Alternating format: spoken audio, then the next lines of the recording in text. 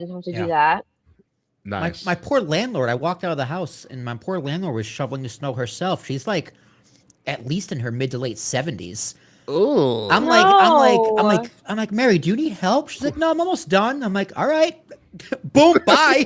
No. Wow. Like she has people to like help her with those things too. So I'm very surprised she did it. But God bless Yeah. her, she did it. She did a damn good job too. Did she at least she had a shovel though? Not even like a Yeah, snowblower? no, she had a shovel, old school. Yeah. Whew, This like woman's seen some a shit, dude. a She was straight alive this shovel too? blizzard of '78. She shoveled during that shit too. Well, it's actually anything with anytime like for the last 30 years, it's any year that ends in 6, there's a giant blizzard in the Northeast. 2016 was rough. Yeah, 2016, 2016. 2006, 1996, all blizzard years. I worked during the 2016 blizzard. It was terrible. I thought I was gonna die. Starbucks. Yep. I worked during Hurricane Irene, like the night of the storm hitting, because our manager wouldn't close the fucking store, and we were a store that closed at midnight at Walgreens. So it was really weird. There's no one. It was on Sunrise Highway. That's why there's like no one around. This cop comes in for like badges. Goes, wow, you guys are still open. I was like, yeah, $3.75. And I'll get the fuck out of here so we can close.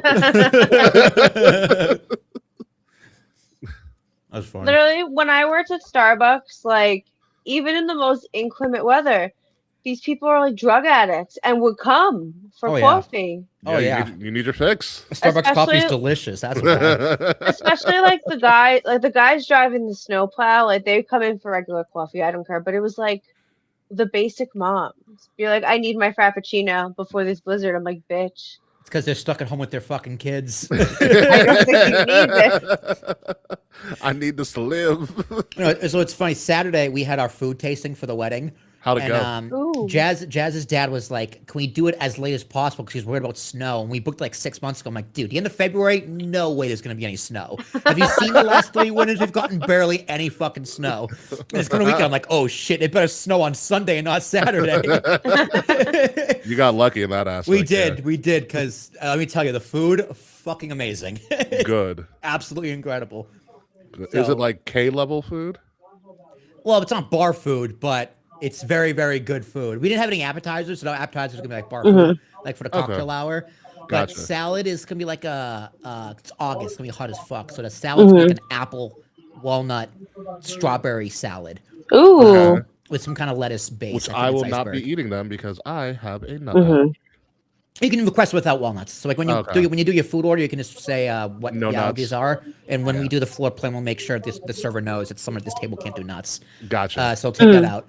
And then entrees are salmon imperial, which is lobster and crab stuffed salmon.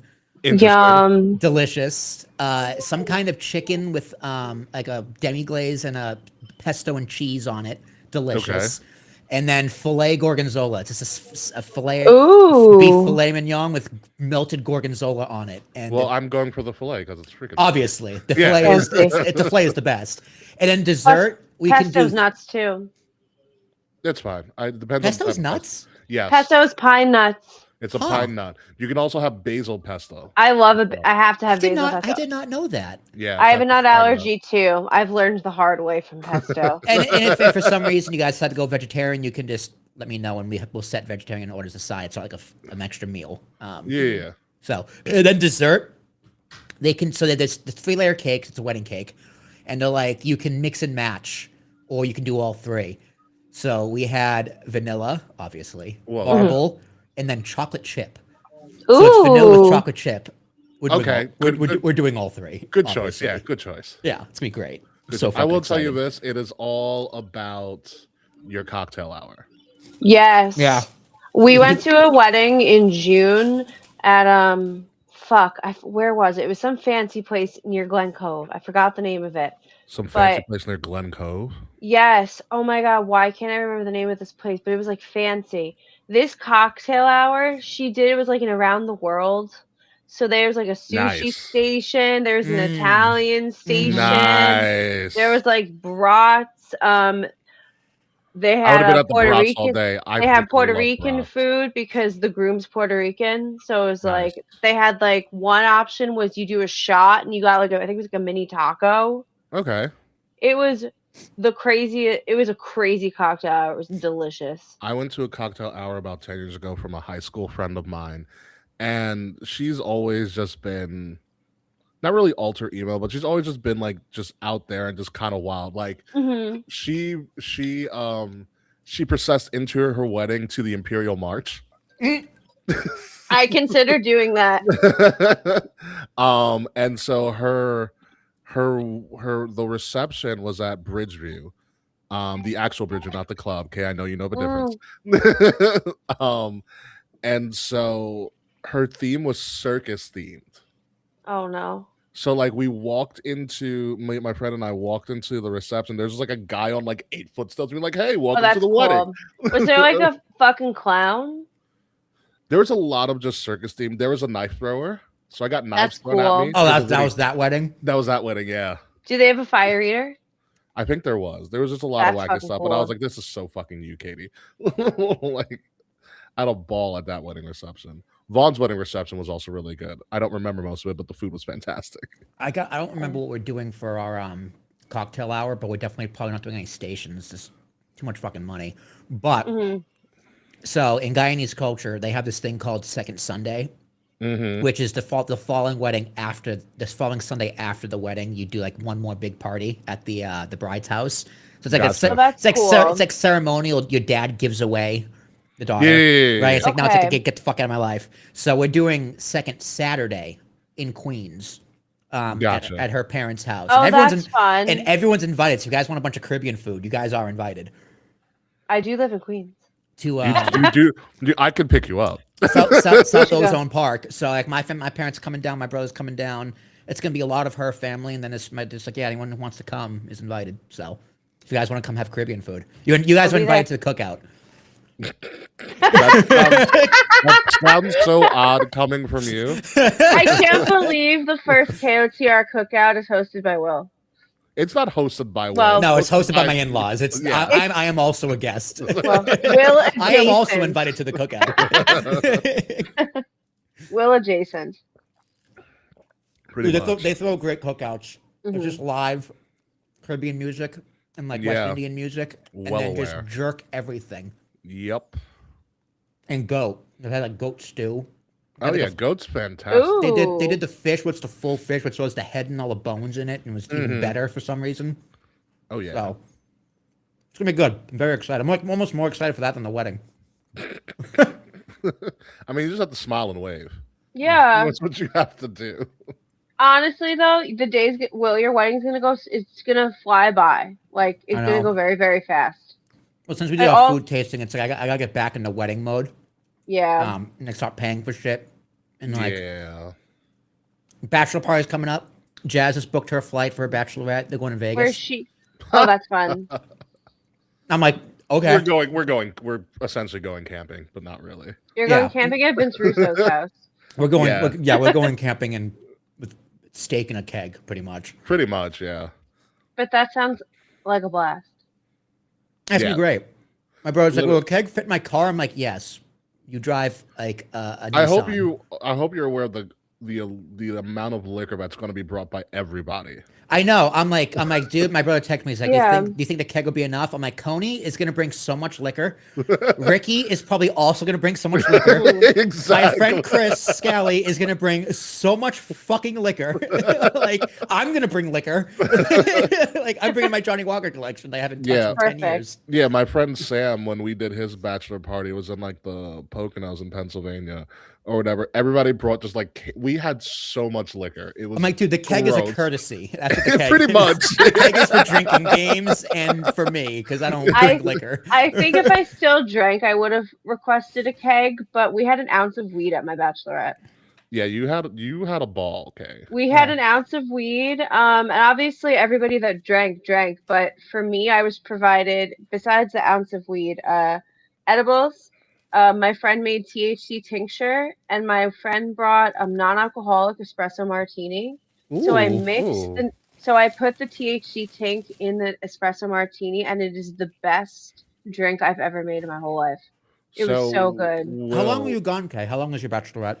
A weekend. A weekend. I did like a long weekend. It was SummerSlam weekend when I went to visit. Yes. Did We you guys kill that ounce? Did you bring some home? we brought some home. We split up joints between the smokers Oh and boy. left with it, but we still have cones from that trip. Like my one friend, two of my friends were in charge of picking up the weed and accoutrement. So they bought like a giant pack of cones. The pack was so large that it got brought to the New Year's trip, and there's still some left over. Jeez. Wow. So, well, I don't know if you're seeing Fred's comment, but Fred says, don't forget the WCW book for Russo.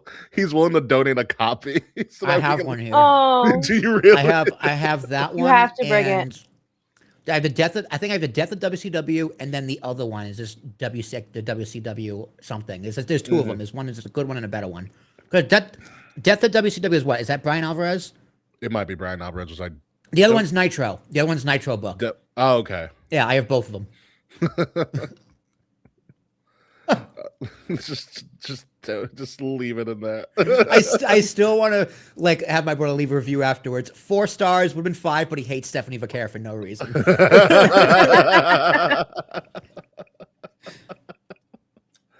That's very true. Oh man, it's gonna be a fun show. I'm excited. Yeah, I'm moving too. So you got an apartment? Yeah, we're going to Chatham. Where's that? It's like 40 minutes west of here. So you're gonna be closer to Pennsylvania. No, we're still northeast. Oh, like, west, my fault, not east. Sorry. Yeah, Summit. Summit, New Jersey. Summit, New Jersey. It's like on one of the main lines. So it's 10 minutes from my grandmother's house. We're downsizing, which is a bummer, but we need to downsize. I have too much shit, so cheaper rent. That's good. We're moving on the 15th, so that's great. You're moving on the Ides of March. Yes, on the Ides of March. Beware, beware. I mean, we've been month to month. Well, just for February, at least ended January 31st. So we've been month to month. You'll be month to month for like 1 month. 1 month. And then you got to move all of that. Yeah. Surprisingly, moving isn't as expensive as I remember. They quoted us for like $900. I'm like, no, it's gonna be more. Are you hiring movers? Oh yeah, Dumbo moving. They've moved me every single time in Hobo except for the first time. But I've used them for the past 3 moves. They're the best. Nice. If they'll come from Brooklyn to Jersey and go out to Jersey, they're hired. They're the best. Nice. Quoted at 9. That's pretty low. I thought it'd be higher. Yeah, it is. I mean, it's gonna be higher because we only have 1 bed.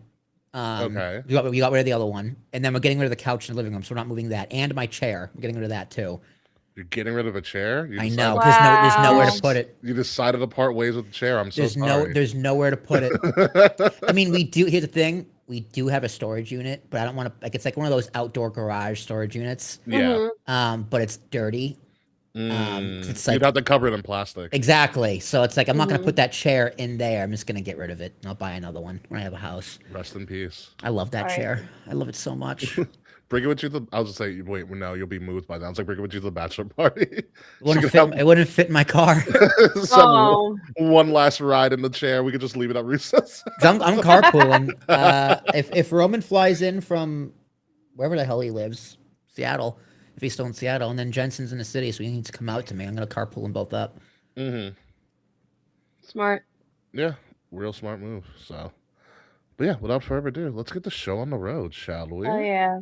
All right, we'll be back in 3 minutes as we have some phenomenal things to talk about. Hint, hint, wink, wink. Not really. It's just whatever. It's just AJ. It's just really AJ. It's just really just AJ and this whole chamber thing in Chicago, which is actually, we have interesting stuff to talk about that as well. Stuff surrounding the event and WrestleMania stuff too. And it's in none the of vision. It. No, what do you the shelf. The shelf. Was that Fretz's meme? Fretz. He found it. I saw it on Twitter too. Yeah, there's a picture of all of them in the hospital now. Yeah, like AI. I saw it. It's like what's the name didn't hurt his leg, but that's okay. Yeah, all of a sudden, Austin Theory became important at work. Oh, sorry, it was Jermaine. Jermaine shared it. Triple H thoughts, and then Fretz did the Maxine one. Oh yeah, Andy. Yeah, that was really funny. So good. Oh god, she plays a dead person real well. Anyway, we'll be back in 3 minutes.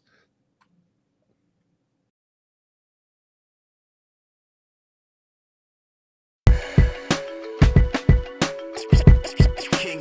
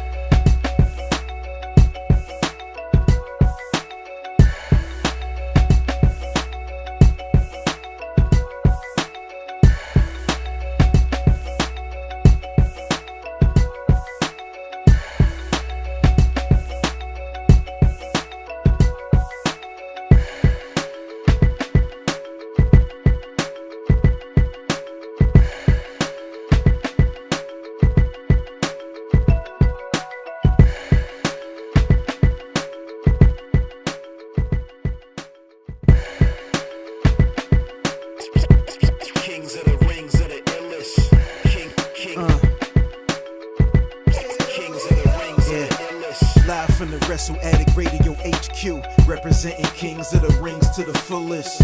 King Ricky made the hot tag to Willie T, and out of nowhere like Randy is the Queen Bee. K-Fay brother, 400 plus in the bag like money in the bank brother. See when they pod, it's the opposite of common. Look at the comments, crowned it a certified top 10. You heard? Kings of the Rings pod. Throw up a too sweet when you see the squad. Like a chop in a, I know you feel it.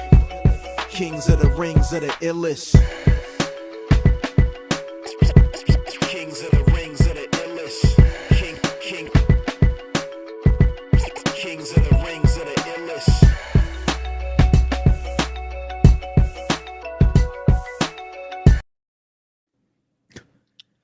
You know, I was just looking at that photo of us in New Orleans, like that epic championship photo or whatever, and I was just thinking, I miss that Keith Lee shirt that I bought. I also miss Keith Lee, who hasn't been on TV in like 26 months.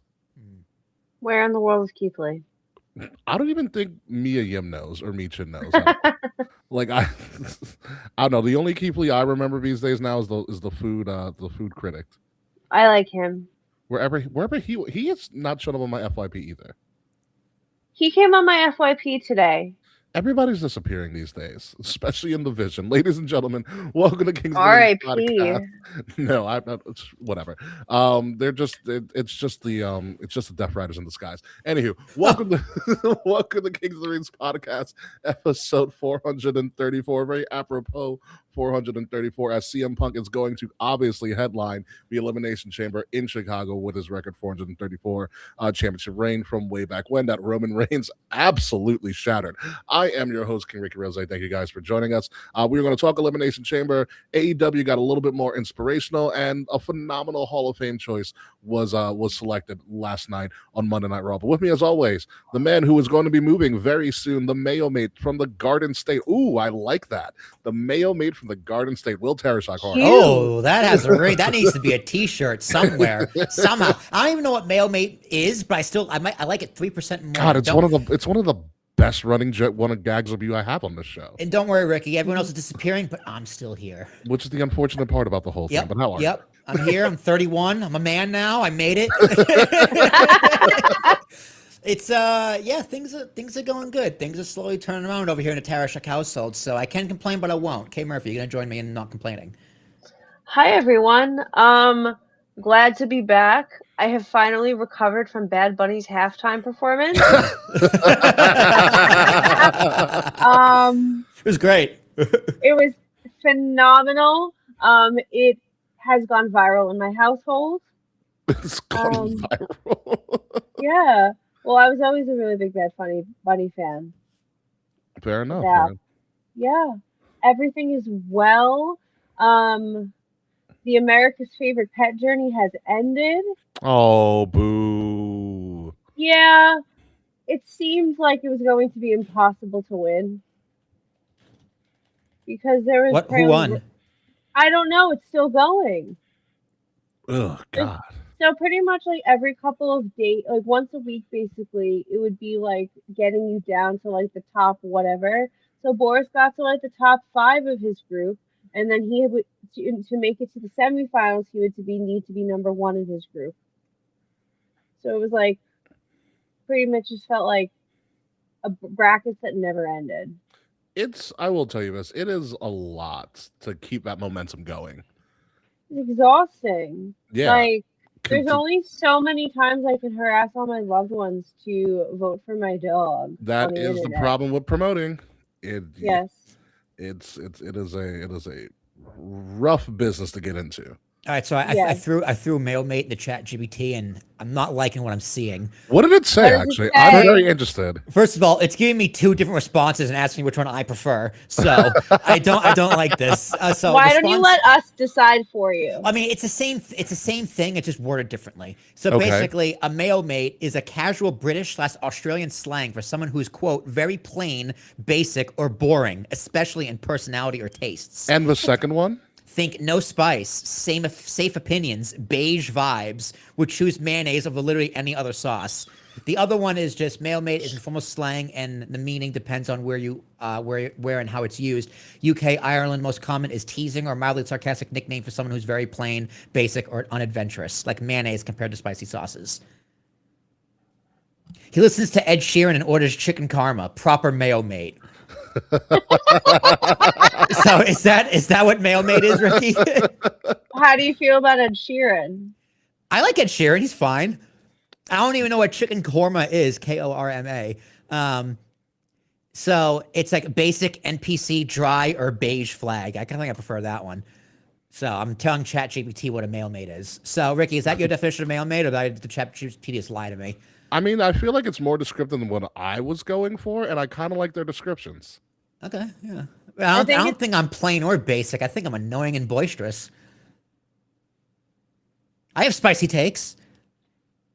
Okay, so you're spicy mayo is what you're telling us. Ooh, see, I can rock with that because I do like mayo. I actually love mayo. I put mayo. You know, I ordered a deli sandwich today. I forgot to add the mayo, and it ruined the sandwich. Did you put any dressing on it at all? Balsamic. Well, that's the problem. I don't think you need the balsamic and the mayo. No, you do, because these are no, things. That actually sounds disgusting. It's roast beef. No, because Liv, no, because Liv has done it. Liv has also done it, and I tried, and I almost threw up. It's disgusting. No, it's not. It's actually the balsamic was Jazz's idea, and it's delicious. No, balsamic is delicious. I'm talking about balsamic mixed with mayo specifically. It's too acidic. It's just awful. It does make the bread like over wet, especially if you eat it later. But that initial bite, I was like, the sandwich is just a little dry, and it needed mayo. I like a soggy sandwich sometimes. Little soggy sandwich is good though. You know that lady on TikTok who goes, "Everybody's so creative," and it's it's usually just horrible things that white people have tried to make. Correct. That's what balsamic and mayo feels like to me. That is everybody's so creative. Well, that's why I'm your spicy mayo mate. Until further review, you will still be the mayo mate from here on out. So we'll see what happens here. So yeah, let's get this show on the road. Let's start with the biggest news coming out of Monday Night Raw last night as we were recording on a Tuesday. A phenomenal AJ Styles automatically, after 1 month of being retired, to be WWE Hall of Fame. He had his official farewell full with a Creed music video package. Oh, it was the best. That was the best part. I was like, who chose this? And should they be promoted or fired? I haven't decided to this day. I have a feeling it was Xavier Woods. God, I have a feeling it was Xavier Woods. He walks in, "Hey guys, what are you editing?" He's like, "Oh my God, I have a great idea. Creed, hire, do it." And the editors are just like, you know?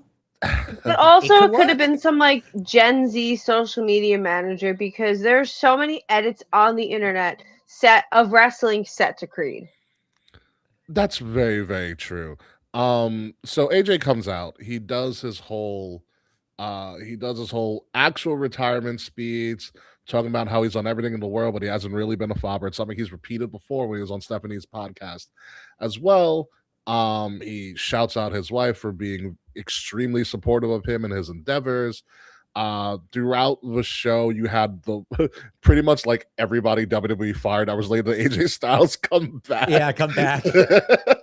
Like the Good Brothers showed up, Tama Tonga and Tonga Loa showed up without the MFT face mask. They were all talking like kayfabe totally died in that moment. Bobby Roode, Frankie, because they invited Frankie Kazarian. I was like, oh. Abyss was there. Abyss in Abyss outfit. I mean, Abyss works there, but the Abyss outfit was pretty funny. Abyss outfit. Omos made an appearance. I didn't know they had I loved how Omos wore kind of like a salmon suit. Yeah. It was really funny. And so they had all of that. Who else was there? Borash was there they had a lot of TNA. I didn't recognize him. He looks old. Yeah. Jeremy Borash was there. Petey Williams was there as well. There was a lot of a TNA influence. AJ gave a speech. He not only did he take off his gloves in Atlanta. I was listening to Creed at work today. Fred said, I marked out for Creed. I would have chosen Creed rules. My God, goodness. Hanging on to anything except for a gold medal, Fred. Anywho. Heyo, time. Anywho, God, that was a great deke in the women's game. But AJ Styles took off his gloves, he took off his vest, and so it looks like AJ Styles is done. And then they lower thirded us with I was thinking. Well, no, I was thinking. I thought the graphics. I was like, wow, the graphics dropped earlier. He must be trying to fool us. And it's like, well, no, the people who throw the graphics up are now on stage clapping. I was like, wait a minute. I've seen Untold. I know how this works. And then we heard the gong sound. Apparently, the Undertaker coming out to Kid Rock, which is certainly a choice still. And he was just like, hey, now when you see me coming, you're going to the Hall of Fame. Because The Undertaker has announced every Hall of Fame inductee for this year's class, because there's only been two. There's only been two of them. It's Stephanie McMahon and AJ Styles, and right now, probably a ridiculously strong Hall of Fame class that I can remember. And at this point, hurry the fuck up, WWE. Like, there needs to be more people in this Hall of Fame class. But AJ Styles, obviously a worthy induction. It seems rushed, but I think WWE is in the business now of being like, hey, let's get these guys into the Hall of Fame while, they still can talk. Yeah, while they're alive. While they're alive, and not wait so goddamn long. Because honestly, there is no criteria for the WWE Hall of Fame. It's just if you want to be in. Yeah. At this point. Yeah. Unless you're Jeff Hardy, who turned it down. Well, Jeff still wants to wrestle. That's why. I mean, Rey Mysterio still wrestles. That's true. It's very, very true. So does Edge.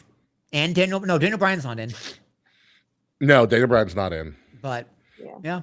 I mean, who do you think headlines? Stephanie? Oh, yeah. Yeah. I don't know. Do you think AJ should headline? At this point, it's a toss-up. Yeah. It also depends on who else is announced. If they announce anybody. Are they bringing the celebrity wing back? Like, nah, are we getting a celebrity? I think they're going to stay away from the celebrities for a little bit. Depends if they need someone. Like, who's our tag team going to be? Honestly, if there's a celebrity, it should be freaking Snoop.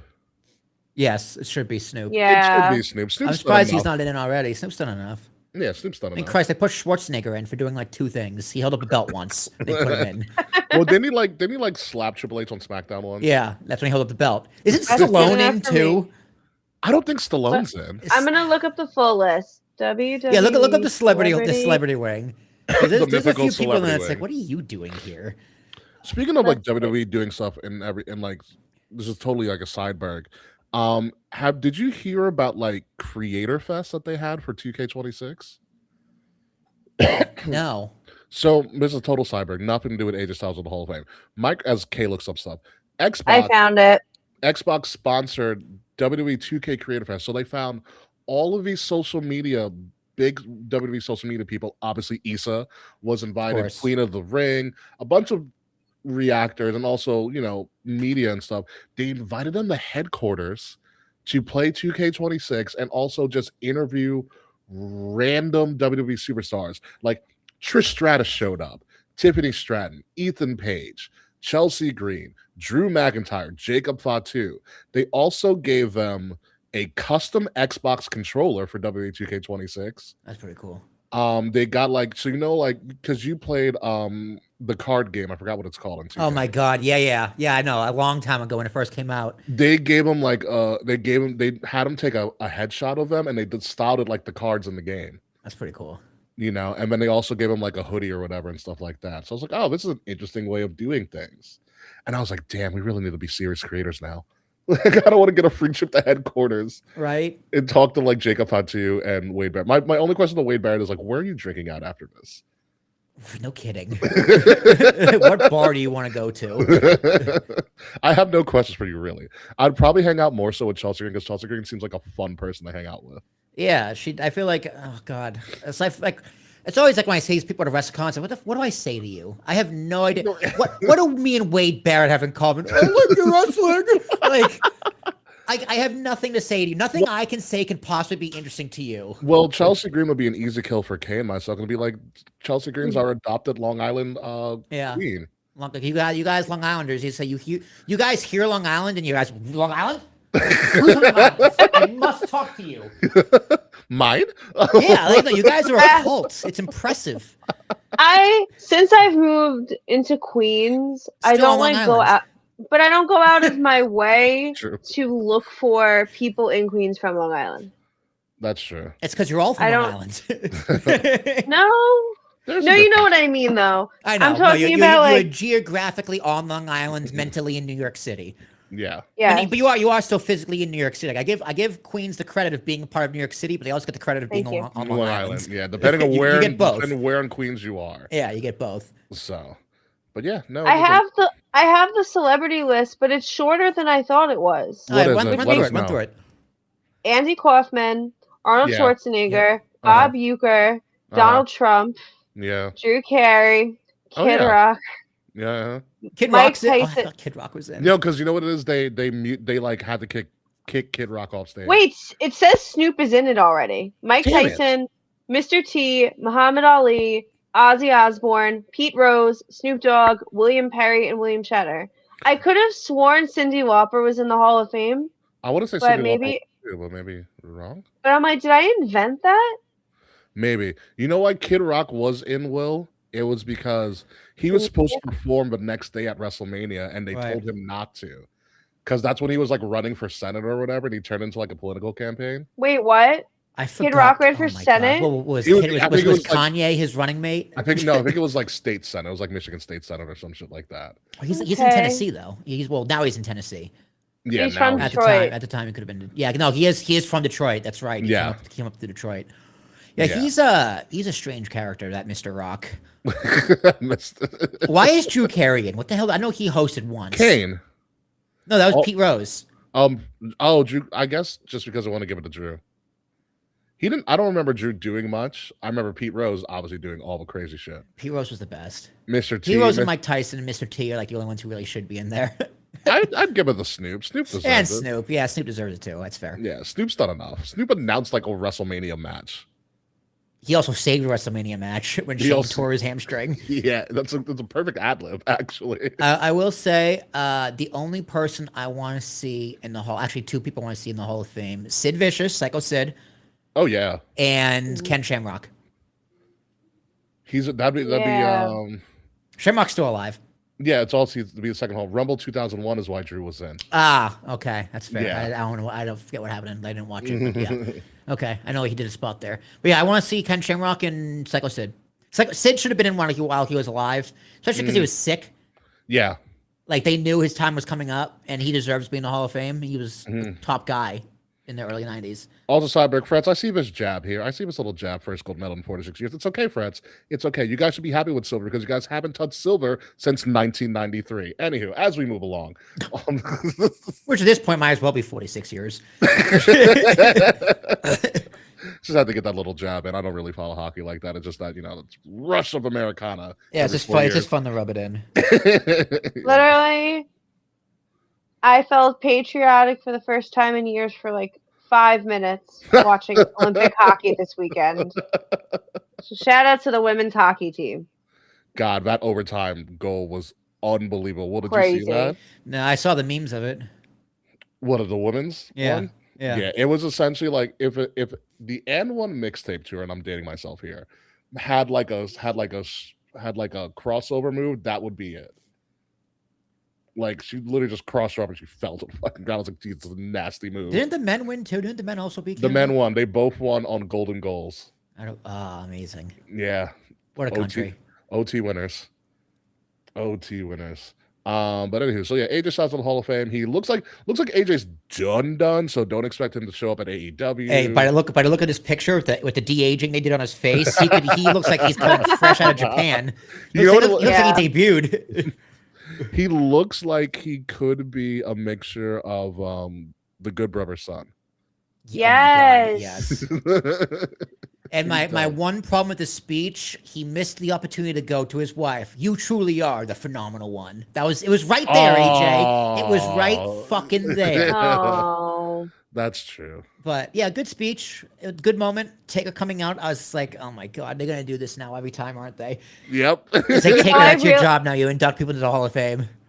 I thought a match at Mania was coming, dead ass. Oh, when he said I we was have like, unfinished oh business, I was no. like, Jesus, no, I was Taker, you like, don't have I'm knees like, this anymore. is the fastest retirement I've ever seen. And like if Taker came out of retirement to force AJ out of retirement so they can have a proper match at Mania, I was like, wow, Mania sales are worse than I thought. It would have been really funny if Brock came out F5 Taker and said, I'm challenging you to Mania. And someone should be like, that's not how open challenges work, Brock, but okay. Guarantee you, Saudi Mania, Brock Lesnar's going to do another open challenge, and it's going to be The Undertaker. Mark my fucking words. I saw Cyber again. I saw this hysterical meme, or no, hysterical response on Twitter. Be like, so someone asked who should answer Brock Lesnar's open challenge. Somebody retweeted and said, the police. Oh, wow. I was like, oh, quick win, and I love it. I mean, I think they're on tour. He means the Rock band's the police, clearly. Wow, what a joke. What a great tweet. Yeah. Oh my God. Police. Yeah, Twitter is undefeated, and it will always be undefeated. One of the most unhinged places in all of the world, and galaxy, and multiverse, for that point. But moving along to AJ getting to the Hall of Fame, we are going double or nothing, hopefully, this spring, whenever we get out of all of this snow, because AEW's Double or Nothing, for the first time ever, is coming to New York City at the Louis Armstrong Stadium, Sunday, May 24th, in Queens, New York, kayfabe's backyard. Now, just to be clear, this isn't Arthur Ashe Stadium. It's a bit smaller. However, it is AEW Double or Nothing. It's one of their biggest shows of the year, one of their original shows before they started expanding to other big pay-per-views. All In, obviously, is going back to the UK and in London and Wembley Stadium. So it's going to be a pretty big deal for AEW to come to New York City. They always do really well. That's where Zoran Mamdani decided he was going to run for mayor, and somehow that worked. Oh, that's where he announced? No, it's not where he announced, but he was inspired by watching Bryan Danielson versus Kenny Omega at Grand Slam. We were there. You were there. Okay. So we were, and Zoran was sitting in a similar section to us. Was he really? I've seen the Okay. Did he say that to a bunch of fucking wrestling fans from New York? Like, no, he said it. He said it in like his campaign trail. Yeah. That's funny. He's like, I was watching wrestling, and it was a 60-minute time limit draw, and I was like, I gotta run for mayor. And he fought for his dreams, and so I should fight for mine too. He's also CM Punk, Mark. That's my mayor. I mean, hey, that man's a hell of a politician. Mm-hmm. And I'm not sure if that's an insult or a compliment. I haven't decided yet. I think it's a good thing. For right now, although he's not in my jurisdiction, so like I don't have any. I mean, I'm not upset that he won, and I'm not really happy he won either. It's again also not my jurisdiction. Like people in New York, I'm not taxed by you anymore, so I'm not affected. Well, AEW Double or Nothing is something I think we should consider to go to, because it's AEW, and it's probably the most affordable wrestling show that we can go to. That's a major wrestling brand these days. Absolutely. It's going to be a game time decision because I am going to be further away. You are going to be moving, so yeah, travel's going to be a little bit getting there. It's also a Sunday. Getting there and back's going to be a pain in the ass. It's Memorial Day weekend, I believe, as well. Okay, that's a different story then. Yeah, it's game time decision. Depends where I'm at financially with work and everything. But I'll keep it open. It's also my dad's and my brother's birthday weekend, so I might be going home. So. Gotcha. Yeah, I don't know. The minute I have income, I will be there. I want to be there. It's in my backyard. I'm interested. I haven't been to a show since Kay and I went to Dynamite. Oh, you haven't been to AEW since? I've gone to most of the AEW shows in New York. I don't think I've been since that first Arthur Ashe show. Maybe the second one we went to.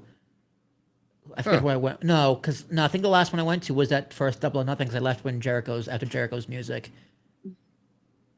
Yeah. Liv and I went to most of the Grand Slams. We missed like the second one, but I went to every other one in Queens.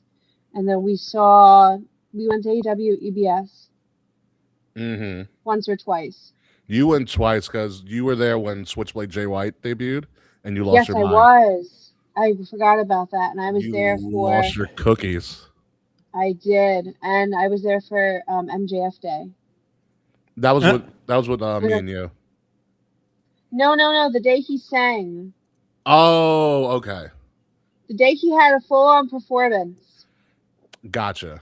I was in the building. Yeah, so AEW Double or Nothing, we'll probably be there, or we'll have a representative there somewhere, in some way, shape, or form. Who knows? We might run into Dave because that's kind of what happens. I hope so. I hope so. We will run into Dave at some point this year. I can almost guarantee we'll run into Dave.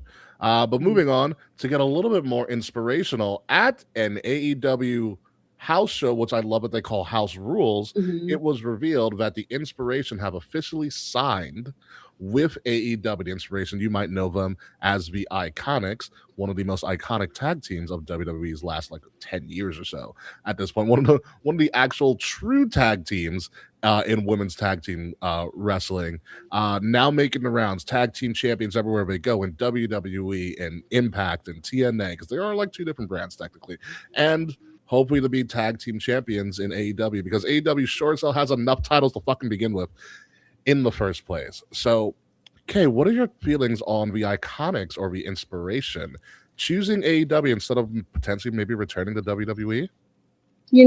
Honestly, I don't blame them for not wanting to go back to WWE and trying something different, considering going back to WWE can be such a crapshoot. Look at Andrade. He's flip-flopped 20 times. I feel like that's Andrade's fault. Partially, and I feel like why they also didn't do anything with him, though, to Kay's point. Well, they used Andrade to help build Carmelo Hayes, and I think him and Carmelo had a great back and forth. Yes, I forgot that happened. Yeah. But you can't hire someone who has left your company for the competition who is now returning. You can't kind of use them as fodder for newer talent. Understandable. You won't retain talent that way. So I don't blame the Iconics for not wanting to kind of get stuck in creative a second time around, even though I don't necessarily think they would. The women's tag division is a lot more developed than it was a couple of years ago. Yeah. But honestly, I wish when I predicted the Royal Rumble, I wish I remembered that Grand Slam was in fucking Australia, because I would not have booked that had I remembered or not. It totally slipped my mind too that Grand Slam was in Australia. Maybe the Inspiration or the Iconics will return there. Yep, wasn't on my radar at all. I was like, they've got to be WWE bound at this point. But they're not, and good for them. Listen, I'm waiting for the day, if this happens, that the Inspiration meets up with Babes of Wrath, which is Willow Nightingale and Harley Cameron. And Harley Cameron is one of my favorite people in AEW. She's funny as fuck. I need the little puppet. Well, it's the Sasha puppet, yes. Yeah, the Sasha puppet. Okay. Yeah. I want to see Harley Cameron and Jessica McKay, aka formerly known as Billie Kay, just have a joke off. Yeah. Because people forget, when Peyton Royce was kind of disappearing, they kind of tried to split up the Iconics. Oh my God, Billie Kay handing out resumes. Yeah, handing out resumes. Auditioning friends. It was remember really when she funny. came with the Riot Squad and she was totally flat. Who's she married to? She had a kid, right? They both have children. Yeah. I think Billie Kay is married to somebody outside of the business. Okay, and Peyton Royce is with Ty Dillinger. With Ty Dillinger, yes. Mm-hmm. So yeah, Billie Kay. I think Billie Kay's husband is very private, or not many people know about who he actually is, or whatever. But Billie Kay is absolutely hysterical. She's one of the funniest people in wrestling. And her and Harley Cameron doing a joke off, which I think they're both from Australia or in the area. I think they'd be absolutely hysterical in a segment. So I'm interested to see what they do, to see how they're paired together. They essentially will probably always be paired in wrestling together. I don't think they'll ever be singles competitors at all. No, I think they're tied together. And I'll give you the odd man out here. I don't think WWE offered them a contract. It wouldn't surprise me, and I'm just guessing, but I wouldn't be surprised. The fact that they did show up in AEW, I don't think they turned it down. WWE, I don't just never offered. Yeah. Never offered, or I mean, or AEW just gave them way more money. If WWE offered, they probably lowballed them compared to AEW. Yeah. That makes sense. Because I don't think WWE needs the Iconics right now. They chose the Bellas instead. Oh yeah, that does make sense. Yeah. Right. So. I mean, I like the Iconics. I thought they were great in NXT. I liked them on the main roster. I felt they got the short end of the stick. Yeah. I'm glad they're still. I know they took some time off of wrestling, which is good for them. Yeah. And now they're back. They're gonna do great in AEW, hopefully. So, earn the bag, ladies. Go for it. Yeah, do what you need to do. Expand your brand. I mean, it's only gonna make them better in the long run. Like when you 10 or so years down the road, when you think of like most successful tag teams, they're going to be in the conversation. For women's tag team, sure. Yeah. Especially as tag teams that want like Asuka, not Asuka, like Rhea and Io, where they're just kind of put together. Yeah. Like it's gonna be like the Iconics, the Bellas, Sasha and Bailey, and I don't know who else. That's it. Oh, and then Kabuki Warriors. Kabuki Warriors, yeah. So yeah. Congratulations to the Inspiration. I hope to see them a lot more in AEW. They haven't really been featured since they made their debut, but they are officially All Elite. Let's move on to this weekend's big event in wrestling, emanating from the United Center in Chicago on Saturday, February 28th. It is the Elimination Chamber, the first time WWE has held an event there in God knows how long. And the last time CM Punk was pretty much in the United Center, he was debuting in AEW. So what a turnaround this is going to be. So some interesting things have occurred and have come out in the world of wrestling surrounding WWE's Elimination Chamber in Chicago, as well as WrestleMania implications as well. So it has been revealed that WWE and TKO, which is more of a TKO thing, I believe, have issued essentially a blackout rule around the city of Chicago, meaning that they cannot hold any watch parties around the city of Chicago because they're blacking them out. Not hold any watch parties, so you can't go because they need people to show up in the arena. So we're not allowing ticket sales are that bad. So they're not allowing that. It's also been rumored or I think also confirmed that there is a 50-mile blackout rule surrounding WrestleMania in Vegas as well. And we already know they're having a bad time getting tickets for WrestleMania in Vegas. Which for a multitude of reasons. But let's go to Game Time right now and see if tickets for WWE. So the logic is right now is that they're doing this blackout rule because they want people to actually show up to the event and not go to watch parties. But to be honest with you, it's so much freaking cheaper to do a watch party at this point in time than to go to a live WWE event.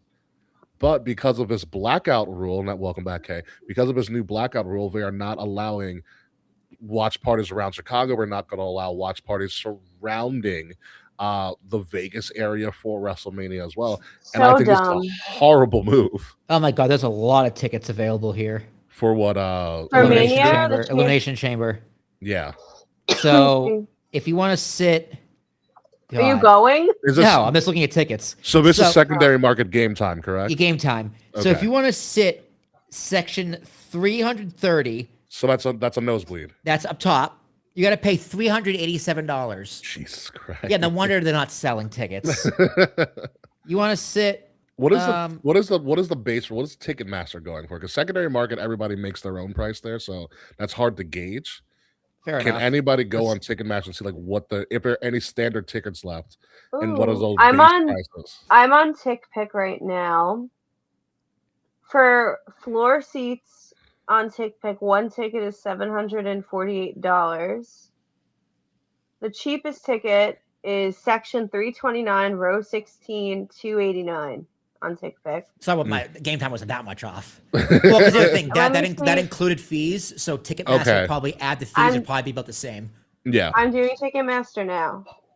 So I'm interested to do is I love how ever since TKO has taken over WWE, number one, they've gone money hungry, and they went out and said oh, we noticed that Vince McMahon was pricing for families and not optimizing his profits. Yeah, there was a reason for that. Here's the thing. and I'm going to go on a little bit of a soapbox here. There's a reason WrestleMania is called the poor man's Super Bowl. Yeah. You know, people who watch wrestling usually, and by and large, from the people I've interacted with that we've met from all around the world, they don't usually have the funds. Historically, wrestling has been a cheap thing anyways. Usually have the funds to do something like a Super Bowl. WrestleMania has always been my Super Bowl, and I'm fortunate to have gone to like 7 or 8 of them. I'm probably highballing it a little bit. But be that as it may, there's a reason people sell out and people love to go to this because it's cheap. And at the time that WWE went to the PG era, it was family friendly, so it was affordable for people to bring their family members, their young children to. There's a lot of tickets on Ticketmaster. Jesus, what are we looking at? Cheapest tickets, $233. $233.45, section 328, row 9. Jesus. So upper bowl, nosebleeds at $200. That's why you're not fucking selling tickets. Yeah. And Ricky, just kind of build off your point there because I was paying attention. The ticket sales, and is from Andrew Zarian because he has people in marketing, so he understands. He has connections of Madman Wrestling. The people who are buying the tickets, single males. So they're going alone. They're going by them. That's bad. That's horrible. That's that's not. That's not good. That's not a recipe for growth. Yeah, not at all. Because say what you want about Vince McMahon, those kids grow up, make more money, and spend money on wrestling on their kids. Yeah, he understood you have lower ticket sales as a barrier to entry to everything else that makes you more money. Which is like the merchandise. John Cena was selling like crazy for kids. Exactly. It's it's TKO is being very, very short-sighted with their quarterly earnings. But to be fair, it's that time of the week, Ricky. It's time to look at the TKO stock price. And they are also create a graphic for you for that one, actually. Yeah, at live events, they're prioritizing. Every city is getting like a merch for every city now. Like, which I get, that's cool. Brock had a Suplex City with the road sign. Yeah. So their stock price is currently at $209.39. It's up 1.1% on the year. Interesting. So I'm a happy investor. Yeah, right. I bought it like 90. But yeah, they've got to do something for this because at this point, WrestleMania, TKO and WWE are doing everything to not solve the problem. They're like, well, I guess it's creative. Well, I mean, creative is a problem, but it's because you're too fucking expensive. Yeah, creative is okay. I don't think creative is that big of an issue. I don't watch SmackDown, so I can't really speak to SmackDown's creative. SmackDown's fine right now. I like SmackDown this week, actually. Yeah. But having it be 3 hours, I think, is also a mistake. And then, ticket sales. It's too fucking expensive. It's too expensive. You're pricing out your fans to try to bring in new fans, but your new fans are only there because when you look at the TKO takeover of it, is that you invited all these celebrities, so you want to make it look like it's a luxury event. Mm-hmm. Which to an extent it is. To an extent it is. They invited little Bow Wow yesterday. He's just Bow Wow now. He's just Bow Wow now, yeah. Well, yes, but I was just, he's not the celebrity. He's not relevant anymore. God, I always get little Bow Wow mixed up with the Nickelodeon show Little Romeo, where Styles P was the dad. Not Styles P. Master P. Yeah. You know, what TKO was trying to do is something that the NBA did when the NBA had that giant boom. Number one, they did. You're probably too old for this. Well, so they started around the 80s and 90s, Magic and Bird, and then Jordan. Obviously, they had this campaign called "The NBA is Fantastic." Okay, so what they did was they would have all of these celebrities and be like, we're at the NBA game because it's fantastic. And then they also prioritize the superstars in the refereeing of the game as well. And then the Pistons were like, we're the bad boys, bitch. And that also kind of worked. It worked. I watched the Bad Boys 30 for 30 the other day, so it's just fresh in my mind. Yeah. Do you love how the Raiders are pretty much the people who created the Bad Boys? Yeah, it's great. Yeah, pretty much. Because we're the Raiders of the NBA, we're Raiders of the NBA. And Al Davis is like, you know what? That's fucking genius. Here's some t-shirts. Yep, we're the Bad Boys. But yeah, that's what they're trying to do, and they're failing at it badly. Yeah, no, they are. It's not, but I don't know. Like, is it working? It's hard. It's hard to say because business. It's not like business is bad. It's definitely down. They're not selling out like they were a few years ago. It's not as hot as they were with the Bloodline angle. It's not as hot with Cody building his story. But business, it takes a dip. You've had a lot of injuries. Your top stars are down. The economy kind of is what it is. You kind of just get the most what you can. You know, I'm not smart enough to kind of analyze the business from a business perspective, but from the outside looking in, it's hard to argue with the results because it does come across as a top of the line, clean family product. Yeah. It's very polished. They pivot very well. Are they kind of going viral and as, you know, we said they were are they as mainstream? Not really. No. Not really, but it can turn around just like that. I mean, the stock price keeps going up and up, so business isn't doing bad. The video game still sells well. Their merch still sells well. Like, ticket sales are just one part of their business. Just one part. Maybe that's the strategy. Yeah. Is that maybe we can suffer in ticket sales, but we can be successful everywhere else. And also, they're kind of moving away, not moving away from the American market. That's always their bread and butter, but they're doing another European tour. They just got back from a European tour to do another one right after Mania. Yeah, Clash in Italy, which I did not put up there, but Clash in Italy is happening as well. So we'll talk about more as it gets closer. But the past few years, they've had a main focus of expanding their audience. Expanding the products. To newer audiences where, I don't know if you noticed, which we have, it's cheaper. It's cheaper and they sell better there. And they sell better. So it's like they're definitely taking the American audience for granted. I agree. But to be fair, I mean, we are suckers. So, I mean, the NFL's doing the same thing. Like we talked about on the pre-show a few weeks ago with Bad Bunny. Like, they're not doing it because it's fucking woke. They're doing it because money. Because they're trying to expand Latin America. Yeah. And guess what? It worked. Yeah, it worked really well. Shout out to Ricky Martin, by the way. I missed that guy. Goodell's had a hard on for Europe for the past decade. Yeah, I mean, they tried NFL Europe in the 90s and it didn't go over so well. But you know, we could try again. But anywho, back to Elimination Chamber emanating from Chicago. We should have brought Smiley on, but Smiley's not around right now. So let's go to the biggest match on the card historically. The men's Elimination Chamber match. We have Cody Rhodes, Randy Orton, Jey Uso, who wasn't supposed to win, versus LA Knight, Trick Williams, and Kevin Nash's favorite wrestler, Javon Evans. Can you explain what happened? I missed that completely. Okay. I know Kevin Nash put his foot in his mouth, but what did he say? So Kevin Nash was on a podcast. It might have been Click This, his own podcast or what have you. And Kevin Nash said that he loves Javon Evans. And he's talented and everything, but he feels like he's too Mr. Bojangles and he needs to be more urban. Okay. And let me see if I can find a direct quote. And that, you know, and he essentially goes on to say he needs to be more urban. He's like, if you're going to punch somebody, he's like, take your time, slow down, make sure a punch is a punch, blah, blah, blah, like show some grit, whatever. So what I deciphered from, and so let's listen. Continue. Yeah. And so as someone who's a person of color, who's been in white spaces my entire life, being a private school kid and everything like that, it's one of those things that, like, I didn't take offense to because I'm just like, okay, some white guy said something wild again. What are we trying to say here? And so I was like, okay, I know what he said.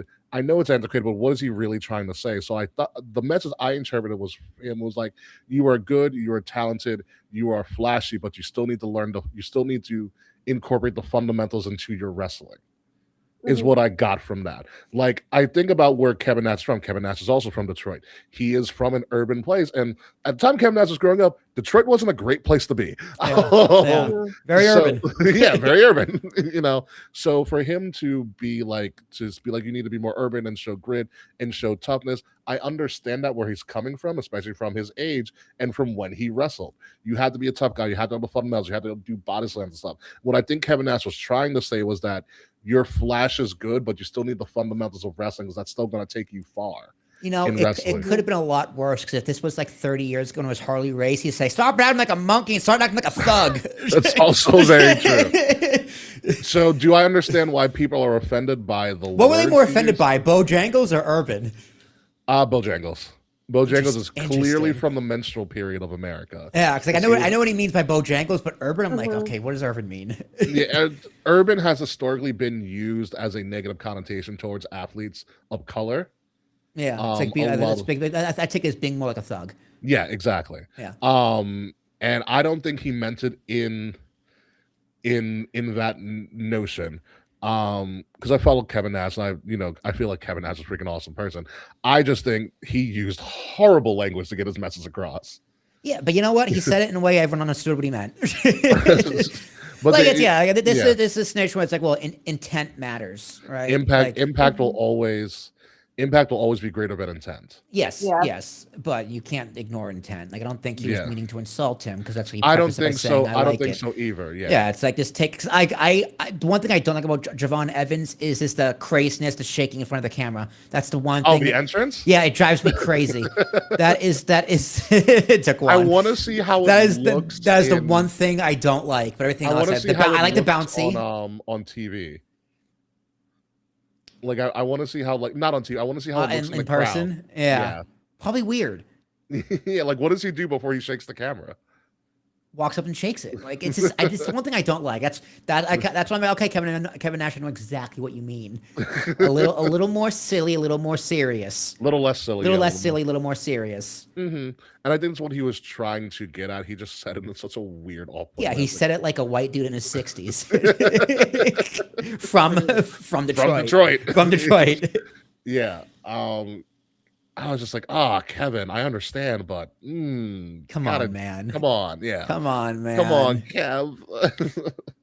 So be that as it may, and it's gotten reactions like here and there because people are just like, oh, he's trying to change Javon Evans. I'm like, no, he's not. He should go now. Trick, be a little less urban, a little more Bojangles. I fucking Trick is on a meteoric rise. Like Trick's great, incredible. So they had him on a PR tour for Elimination Chamber, and he shows up shirtless in just like a jacket and shirtless. Of course he does, dude. He's a man who knows his character. It's true. I need him on every show, every podcast. I will tell you this: when he was doing his TNA run and TNA had the charity softball event before Slammiversary, he showed up number one late, but whatever. But he showed up shirtless as well. I'm like, my God, Trick. It was a nice day that day. It was a really nice day. It was a nice day out. So listen, Javon Evans is here to be a spot monkey, no pun intended. Whoa. Relax. Jey Uso is there because the Vision can't keep themselves together at all. The vision is my vision. The Vision developed astigmatism. Somebody said it's poetic justice for Seth Rollins faking an injury. And now they're all injured. Hey, really, you know what? It really is. Karma's is like, you know what? I have an idea. So I really feel like your only real contenders here, now that we know that it's Roman versus Punk for the world title, which is probably going to headline the show of shows properly. I think the only person here is Cody. Yeah, here comes Cody to try and save the day and not work. Here comes Mr. Woe. Here comes Cody to get booed. I think it's Cody. I think the WWE title scene is a clusterfuck. It's messy. Yeah.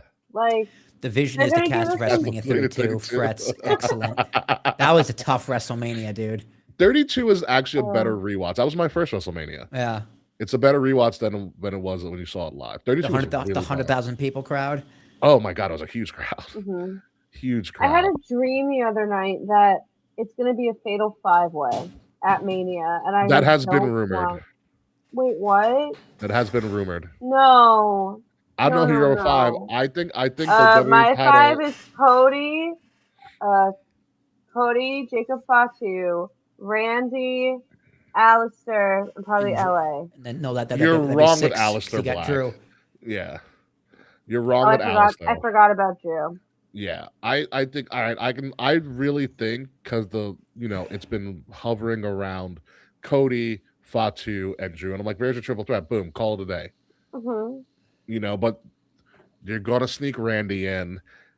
If they really want to be like we listen to our fans after watching Unreal, they'll sneak LA Knight in just for shits and gigs. You know what? I would like. I'll accept multi-man, Fatal Fury if it's elimination. I agree. Mm-hmm. I agree. I think that makes it really fun. Sammy, it's not Sammy's time. Sammy's next year.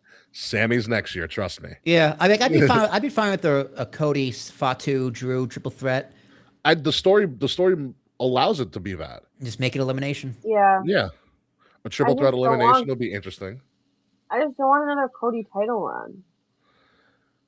It's interesting to see what they've done with it. Like this could be like a Drew thing. Like they could be like still want to make Drew strong because Drew never really had a title reign during the pandemic. You know, and then the other time he did have a title reign, Roman existed. Mm-hmm. So there was that. So Drew's never really had a true spotlight. So this could be a Drew thing, which is perfectly fine. But in terms of the Elimination Chamber match, I think Cody's a clear winner, and then you find a way to shuffle in these other people. Yeah. Yeah, because I don't know what the other 5 guys, other than Jay, the other 4 guys in this match do. Where do they go? They set up stories with each other. You could set up Javon and Trick. Maybe 2 different shows, maybe. Well, we're probably going to get a shake-up or a draft or something. I mean, you can literally put a bunch of these new upcoming people in a showcase match like they did in WrestleMania 39, and the showcase matches actually turned out to be really fun. Mm-hmm. But even if they're on 2 different shows right now, who's to say? Like, if you build stories now, little breadcrumbs here and there. That's true. Like, that's true. I mean, they're not married to these shows. I think if you're going to do a crazy multi-man match, you take it away from the world title scene. Again, this is just my opinion. You have enough people in your upper mid card, lower mid card to do multi-man matches for your mid card titles. Like there needs to be a ladder match in this Mania, at least for the U.S. title, because the U.S. title's hot right now. Mm-hmm. You know, but in terms of this, for who's going to challenge Drew proper, it is probably going to be Cody, and then within the next month they will weasel Jacob Fatu in. Well, if the U.S. title is hot right now, I think that needs to be a 1-on-1 feud. The IC title is ice cold. Throw that shit in a ladder match. Dom doesn't defend. Yeah. I was saying the other day, I forgot who I was talking to, but I was saying I wanted Javon Evans versus Dom at Mania for the IC title. That'd actually be really fun. Penta would be better. Penta would be better, yes. Make it a double title match. Penta wins the IC and AAA. But isn't that Raw next week? It is. It is Raw next week. I would love for Dom to defend a Mega Championship against Penta at Mania. I feel like that'd be really cool. I like what Fretz is saying in Mellow the chat. Trick, Kit Wilson, and Ilya. You just want Kit Wilson for the theme song. Kit Wilson is not a credible title contestant. No, but he could be there. He's not going to win. Kit Wilson is the Heath Slater of this generation. He should have been in the Rumble. I'm still bummed about that. His time will come. I don't think Saudi would have taken too well to that gimmick. Calling him toxic. Toxic masculinity. Ooh. You know, like their crown prince. Ooh, a little toxic because he'll poison you. Yeah. So are we all going with Cody here for the clean sweep? Yeah. Yeah. Yeah. Easy to the peasy. Easy peasy lemon squeezy. All right, folks, moving on to the women's elimination chamber match. We have Alexa Bliss, Rhea Ripley, Asuka, Tiffany Stratton, Raquel Rodriguez, very big surprise, Asuka, and huge surprise and upset, Kiana James. Good for her, man. She did great at the Rumble. Yeah. Kiana James is fantastic. She's finally healthy, obviously, so she's getting some time. I like the fact that she's Julia's essentially advocate because she plays that role really well. The winner of this match will go up against Jade Cargill for the WWE Championship. It's very surprising that it's not Charlotte because they literally teased it on SmackDown. I know. And I am very surprised. I wanted that. I'm very surprised Charlotte did not get in and Kiana James won that. So that is a massive swerve for me. And at this point, it's a toss-up. For me, I would love Tiffy and Jade too because they got screwed at SummerSlam and they had something going. I think that's something to be told there. Asuka versus Jade is a clash of styles. I don't think Rhea at all is anywhere near this title scene because she has the tag titles with Io Sky, and they're unbelievable right now. Kiana James is the dark horse. Again, huge surprise if she wins this whole damn thing. And I don't know what you do with Bliss. I don't know you do Bliss and Jade. It's an interesting matchup, but it leans more towards Charlotte. Yeah. In that. So I don't know who wins this. So I'm gonna toss it to you, Kay. Who do you got? You know, that's so funny you came to me because I'm like stuck between two right now, so I'm gonna need some help. My first thought is Raquel. Bring some more, get more gold in the Judgment Day picture. Because if they don't implode at Mania or by Mania, you could have it so Liv is facing Stephanie at Mania. You can have Raquel face Jade at Mania, and you can have maybe say one of them win and one of them lose, and that'll cause friction between Liv and Raquel, setting up Liv and Raquel for maybe Italy or SummerSlam for a chance. You also have Backlash in Tampa, which was announced, which we did not talk about either. Oh, I forgot about Backlash, but I feel like Raquel. I think Raquel and Liv shouldn't be at Backlash because that's not really rehashing a Mania feud. I think that needs a bigger stage. Need more time to let that like cook. But I also think they might be boring and give it to Tiffy. So I'm like stuck. I'm stuck too with this because if we all had our way, and it would probably be Rio versus Jade because I think that's hot. That is hot. But that's not happening. We're gonna get Riho versus the Bellas. Like I'm just waiting for the announcement. I feel like that's gotta happen. If they don't do that, they're dumb. My only logical thing, like if Charlotte's in this match, I'm like, oh, Charlotte's winning, easy kill. But Charlotte's not in it, and that is screwing me up because I thought What if Charlotte takes out Kiana on SmackDown? Or Charlotte takes out Bliss, does the edge spot with Kofi, and jumps in the pod.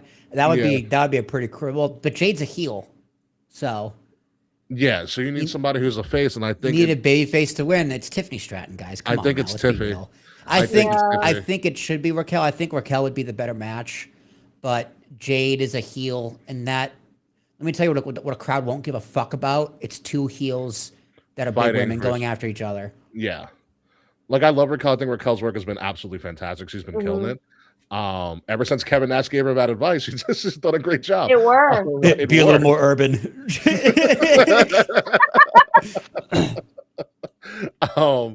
It worked, but it doesn't work because Raquel is technically still a heel right now.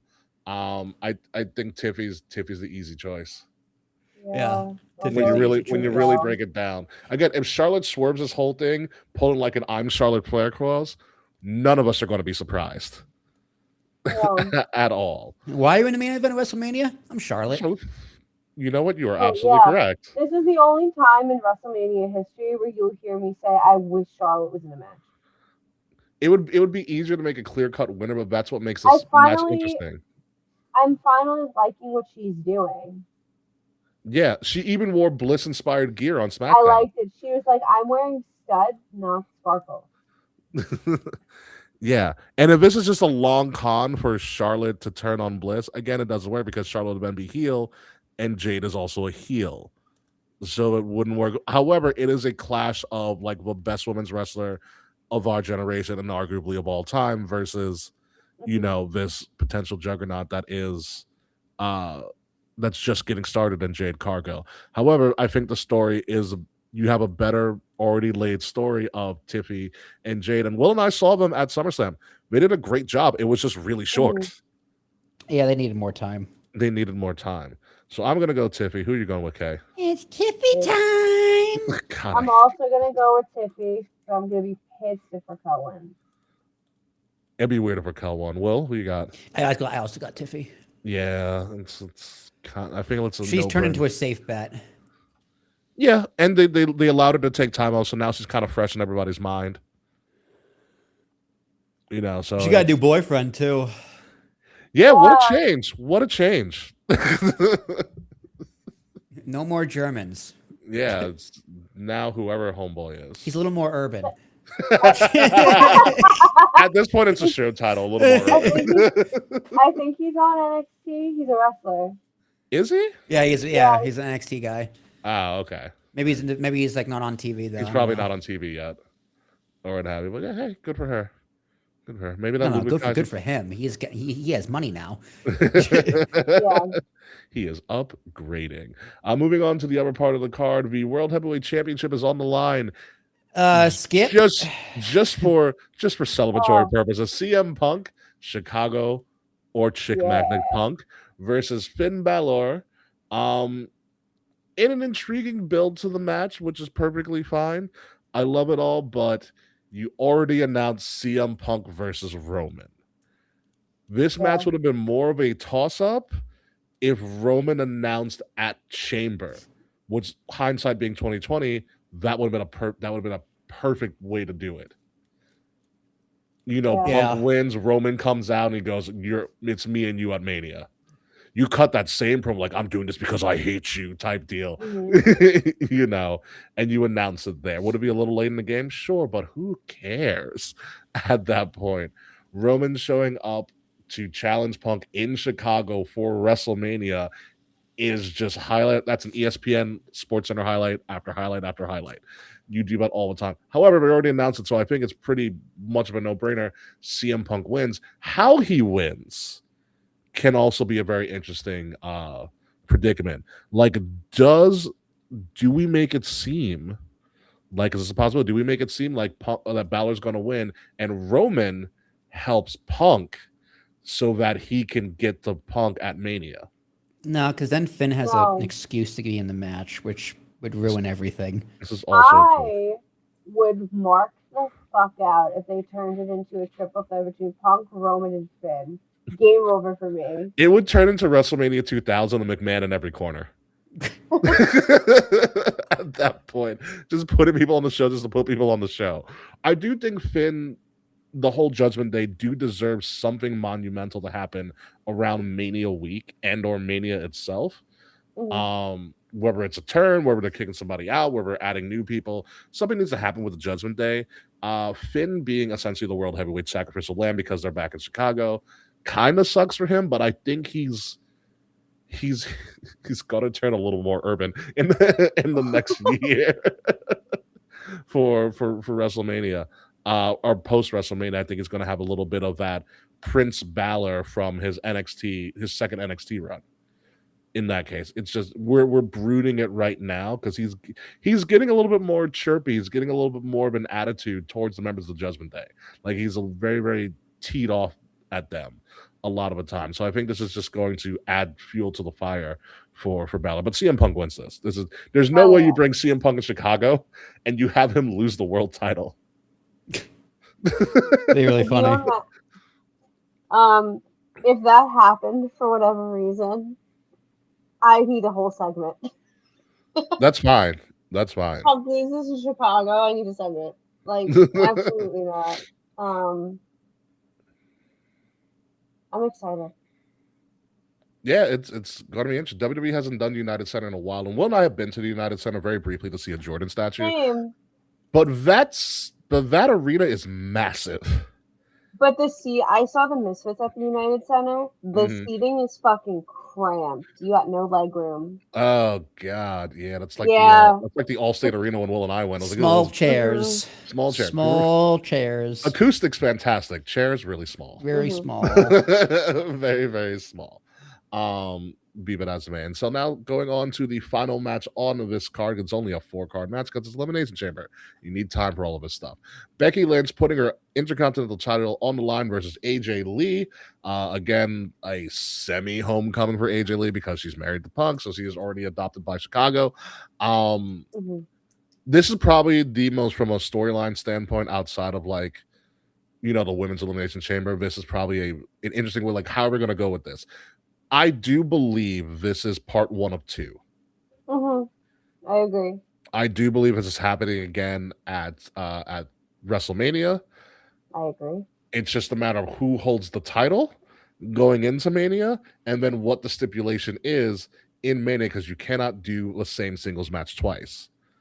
So what do? So the big question is, we have to figure out who goes into Mania with this Intercontinental Championship. Is it Becky Lynch?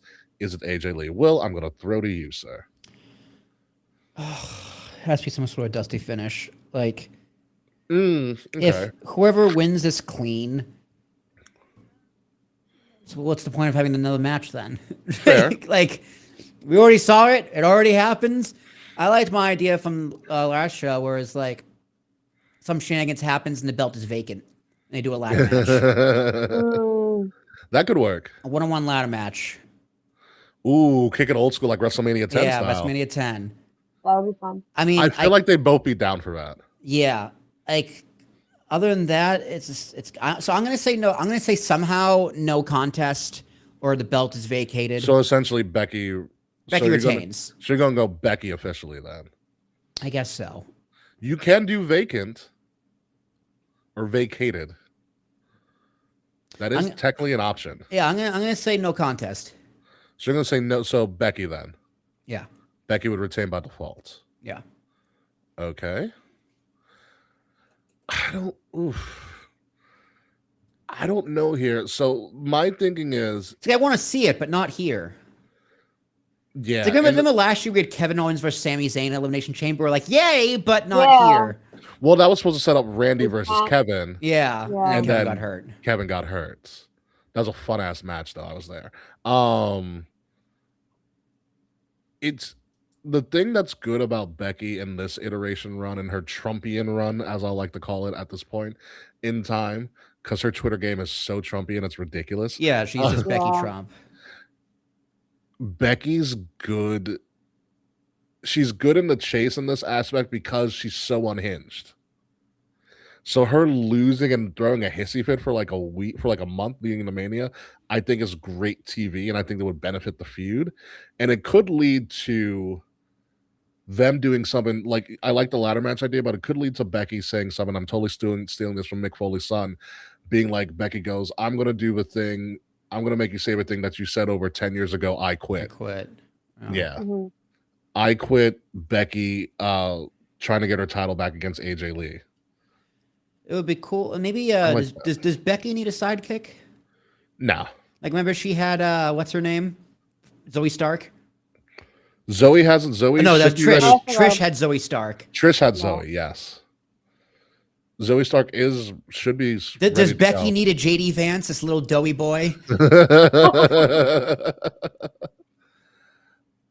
I don't know.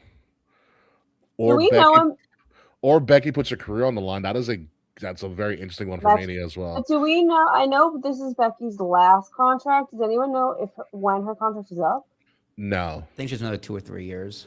Probably. That's what I thought. It's hard because it needs, whatever happens to me, it does have to be more. But I don't necessarily know if I want to see Becky having a tantrum for the next month and a half. I do. I think she's hysterical. And great promos. No, they are great promos, and I agree that Becky is good in the chase. But I want to see Becky like built the fuck up, like going to Mania like a monster, and then AJ has like her Mania moment. I get that idea as well too. I think for this feud to continue, they both have to be on TV, and there's no guarantee if AJ Lee loses, she's going to come back to TV. I think there's more of a guarantee if you give her the title now and she runs into it. I mean, she has to carry this feud with the title going to Mania and be on TV, which I think she's all scheduled to do. She was at TV last night. She was at TV last night. Her and Punk did ESPN First Take the other day. Mm-hmm. So like she's gonna be in the Mania run. I think I like her with the IC title, so I'm gonna officially go AJ Lee with this, and then do something wacky leading into Mania, because the also great thing about them is they're very Bugs Bunny and Elmer Fudd in this feud. AJ Lee is clearly Bugs Bunny, and Becky is just a disgruntled Elmer Fudd at this point, trying to get this wabbit and everything. And they play off each other ridiculously well. That dynamic is good. And I think having something that Becky wants and desires plays into Mania more than AJ Lee trying to go for it again. The no contest could work, and Becky could win by, as David used to say, nefarious means. Mhm. You know, but I kind of like AJ Lee here. So we'll see. Okay, who are you officially going with? I'm officially going with Becky, but she's not winning clean. The Dave I'm Malkowitz going, nefarious yeah, means. I'm going with Becky with nefarious means. That listen, I totally understand. It's totally plausible. Elimination Chamber again, folks, is going to be Saturday, February 28th, starting at 7 on ESPN in the US and Netflix internationally because we had to be different. Just a quick update of our standings, even though Kay, you weren't here, so we will tell you that in first place, unfortunately, is Will Tarashak. Me and you are tied with 5 points coming off after the Rumble. Don't worry, in a couple weeks after Elimination Chamber, we will have I think it's Vengeance Day is in NXT next week, and then That's March. We have Vengeance Day, and then a week after Vengeance Day, we also have AEW's first major event of the year is Revolution. Yes, so we will be there's ample time for us to take the throne here. But be that as it may, let's crown this event. How well do you think this is going to be? 1 being the exploding barbed wire death match, 10 being the ending of WrestleMania 40. Kayfabe, who you got? I'll give it an 8. I really like the Chamber. Chicago's going to be a great crowd. Punk as champion, the Chicago crowd is probably a good chunk of why these points are being given. This is true. I'm just nervous. I'm like so tired of getting like really excited for a WWE show, and it's ass. So I'm trying to be positive on this one. Power positivity works for everybody except for the New Day these days. Will Tarashak. I'm going to go 7.5. I have no expectations for this show, so what's the bar? Fair enough. I think in particular, the Royal Rumble didn't do its job and get us excited for Mania.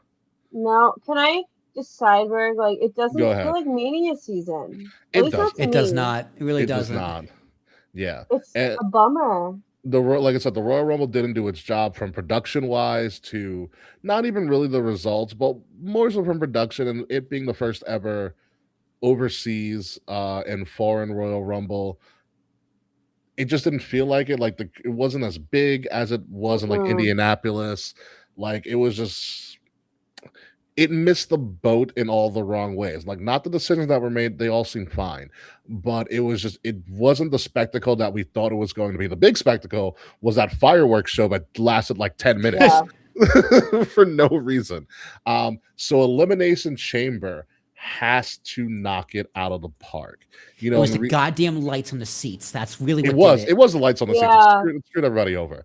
You know, the Elimination Chamber has to kind of do a heavy pull this year round. Whereas in last year, you had pretty much a fantastic Rumble, all things considered, and everything going around with some shock finishes and surprise people coming back, so on and so forth. Elimination Chamber last year also just built on that. You obviously had the return of Jade and the greatest Oscar bait performance in Bianca Belair's history.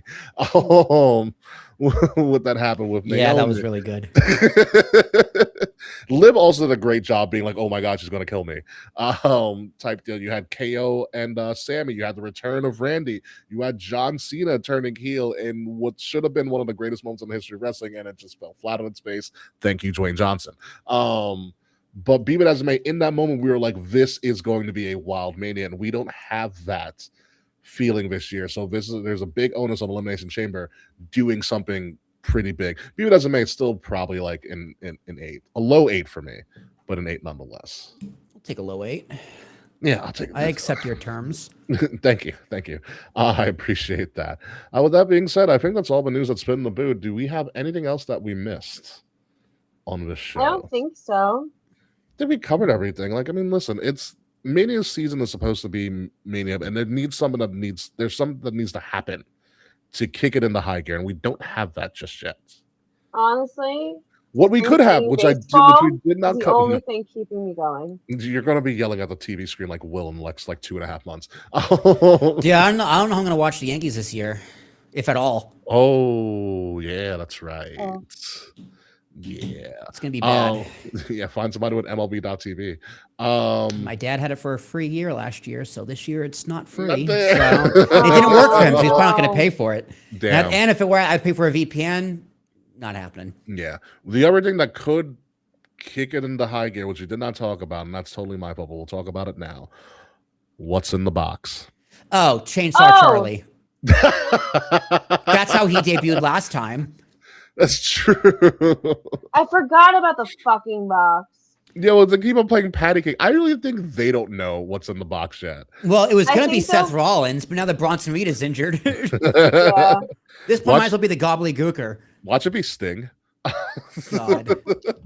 What if it's R-Truth trying to get to the Elimination Chamber because he's always late to pay-per-views or goes to the wrong place? He's mailing himself there. That'd be funny. That would be really funny. Well, I do think it's Jericho, because remember a few years ago we were all calling Jericho the Terry Funk of wrestling, modern wrestling, the modern day Terry Funk. Yeah. Terry Funk debuted as Chainsaw Charlie in a fucking box. Well, do we get a brand new version of Jericho, or do we get like Judas Jericho? Chainsaw Jericho would be hilarious. I think Judas Jericho would pop. It would. I had seen something recently on some random dirt sheet that Jericho's AEW contract is frozen right now. Tony Khan has done that before. He did that with Ray Phoenix to everybody's disgust. So maybe Jericho's frozen and it's not Jericho, but they're hoping it's Jericho. What if it's the Godfather? He comes out with a bunch of hoes and zips his pants up. I mean, if it's not Jericho, it's Kevin Nash holding up a sign that says "I'm sorry." Oh my God! Wait, Fretz, you're right. It might be Danhausen. No, for real. Danhausen and Triple H followed each other last week on Instagram. Danhausen. I mean, listen, I think Danhausen's great. He's a great comical character, but no. Him, R-Truth, and Mr. Iguana are going to be the first WWE trios champions. Mr. Iguana's in 2K26, and that is a very great reason to buy that video game. He is, but Kelly is not. I used to love Kelly. Holla. She's I think she's like a fitness model or something. I don't know. I think you're goddamn right she is. Yeah.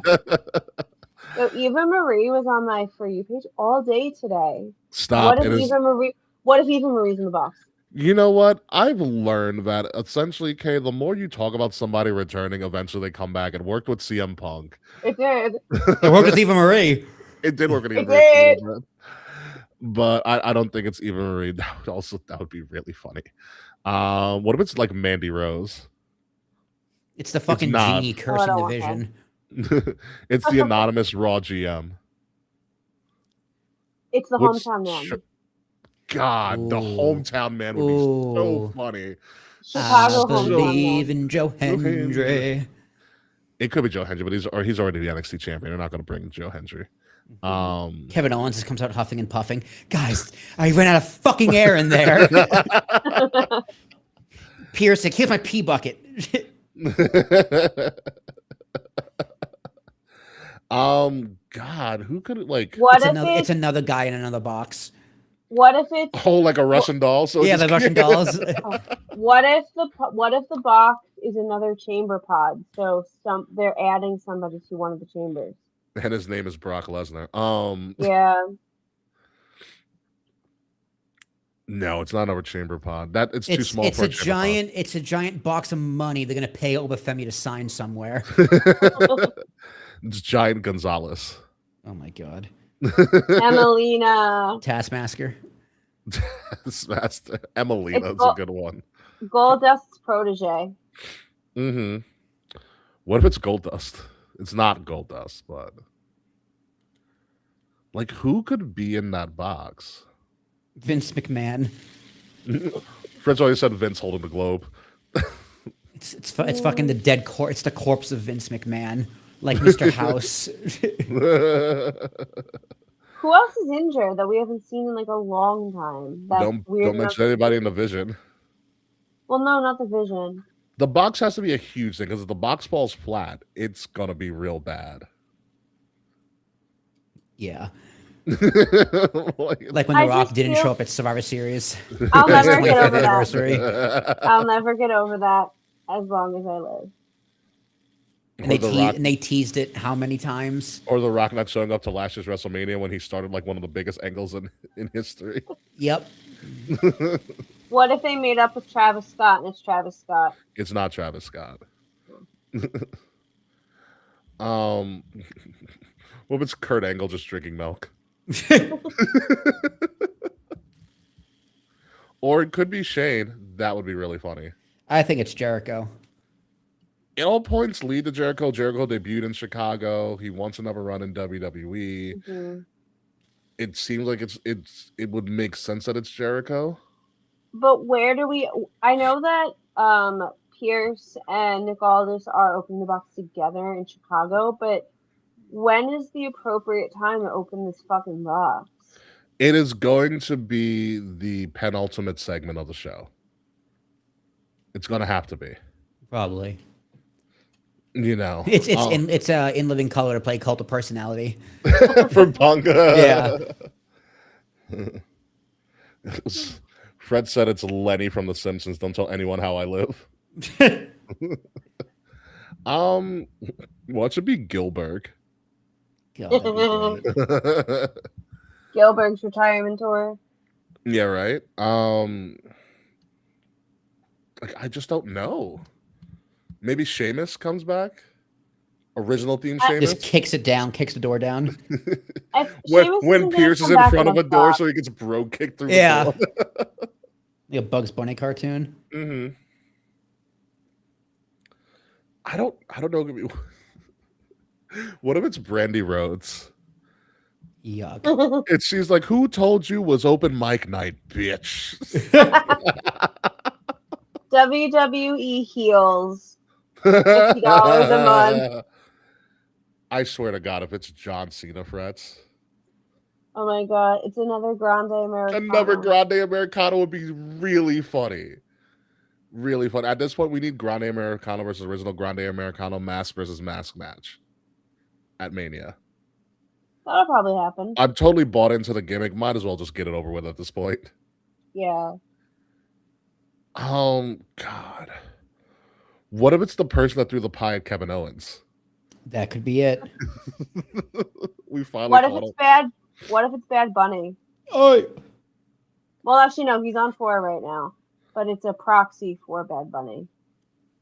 What if it's the hand? That Mae Young gave birth to? The Mae Young hand, yeah.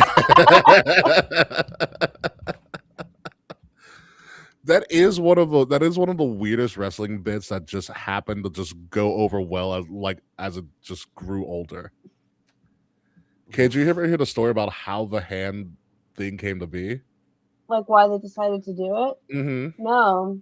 It's real simple. Vince McMahon thought it was hysterical. I mean, he's not wrong. We're still talking about it. It popped him so hard. That's why they went with the segment. And that's the type of rich I want to be. It's just right. Just to make inside jokes with myself on national TV. What if it's Jinder Mahal coming for the title? Oh, that'd be so much fun. I will never hinder Jinder.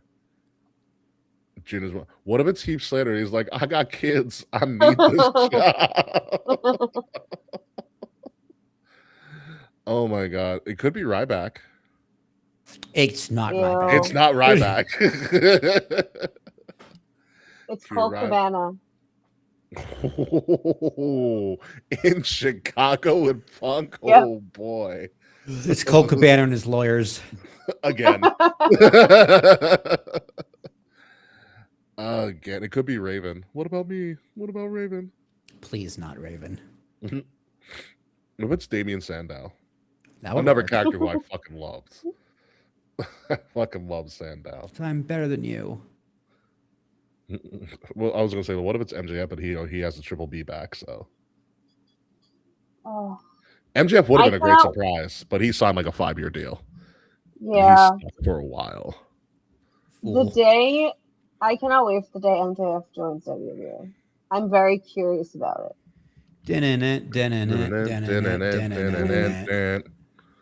Terrible entrance music. It grows. I love this entrance music. It grows on you. He's one of the better presented entrances in AEW too. Mm-hmm. He's presented really well with his entrance. Mr. Fred says we're forgetting the Shockmaster. Stop. Oh, I said Taskmaster. I meant Shockmaster. It's fine. I know what you meant. Shockmaster would be really fucking funny. A fucking bedazzled stormtrooper helmet. Like, who thought that was a good idea? Oh my god. What if it's Bianca Belair? People are like, oh my god, finally. Well, she just had surgery. Just now, yeah. What the fuck took so long? Why not do it last year? She couldn't find a doctor, but she posted something post surgery like, didn't give her a son-in-law's doctor who believed in me, which isn't an uncommon thing for Black women. But they don't understand. It happened to like Serena. It happened to Serena Williams once, like during pregnancy. Like the nurses didn't believe that she was in pain. Yeah. It's the brass. It's a brass ring. Someone's going to grab the brass ring. What if it's the 24/7 championship? It's Vince Russo.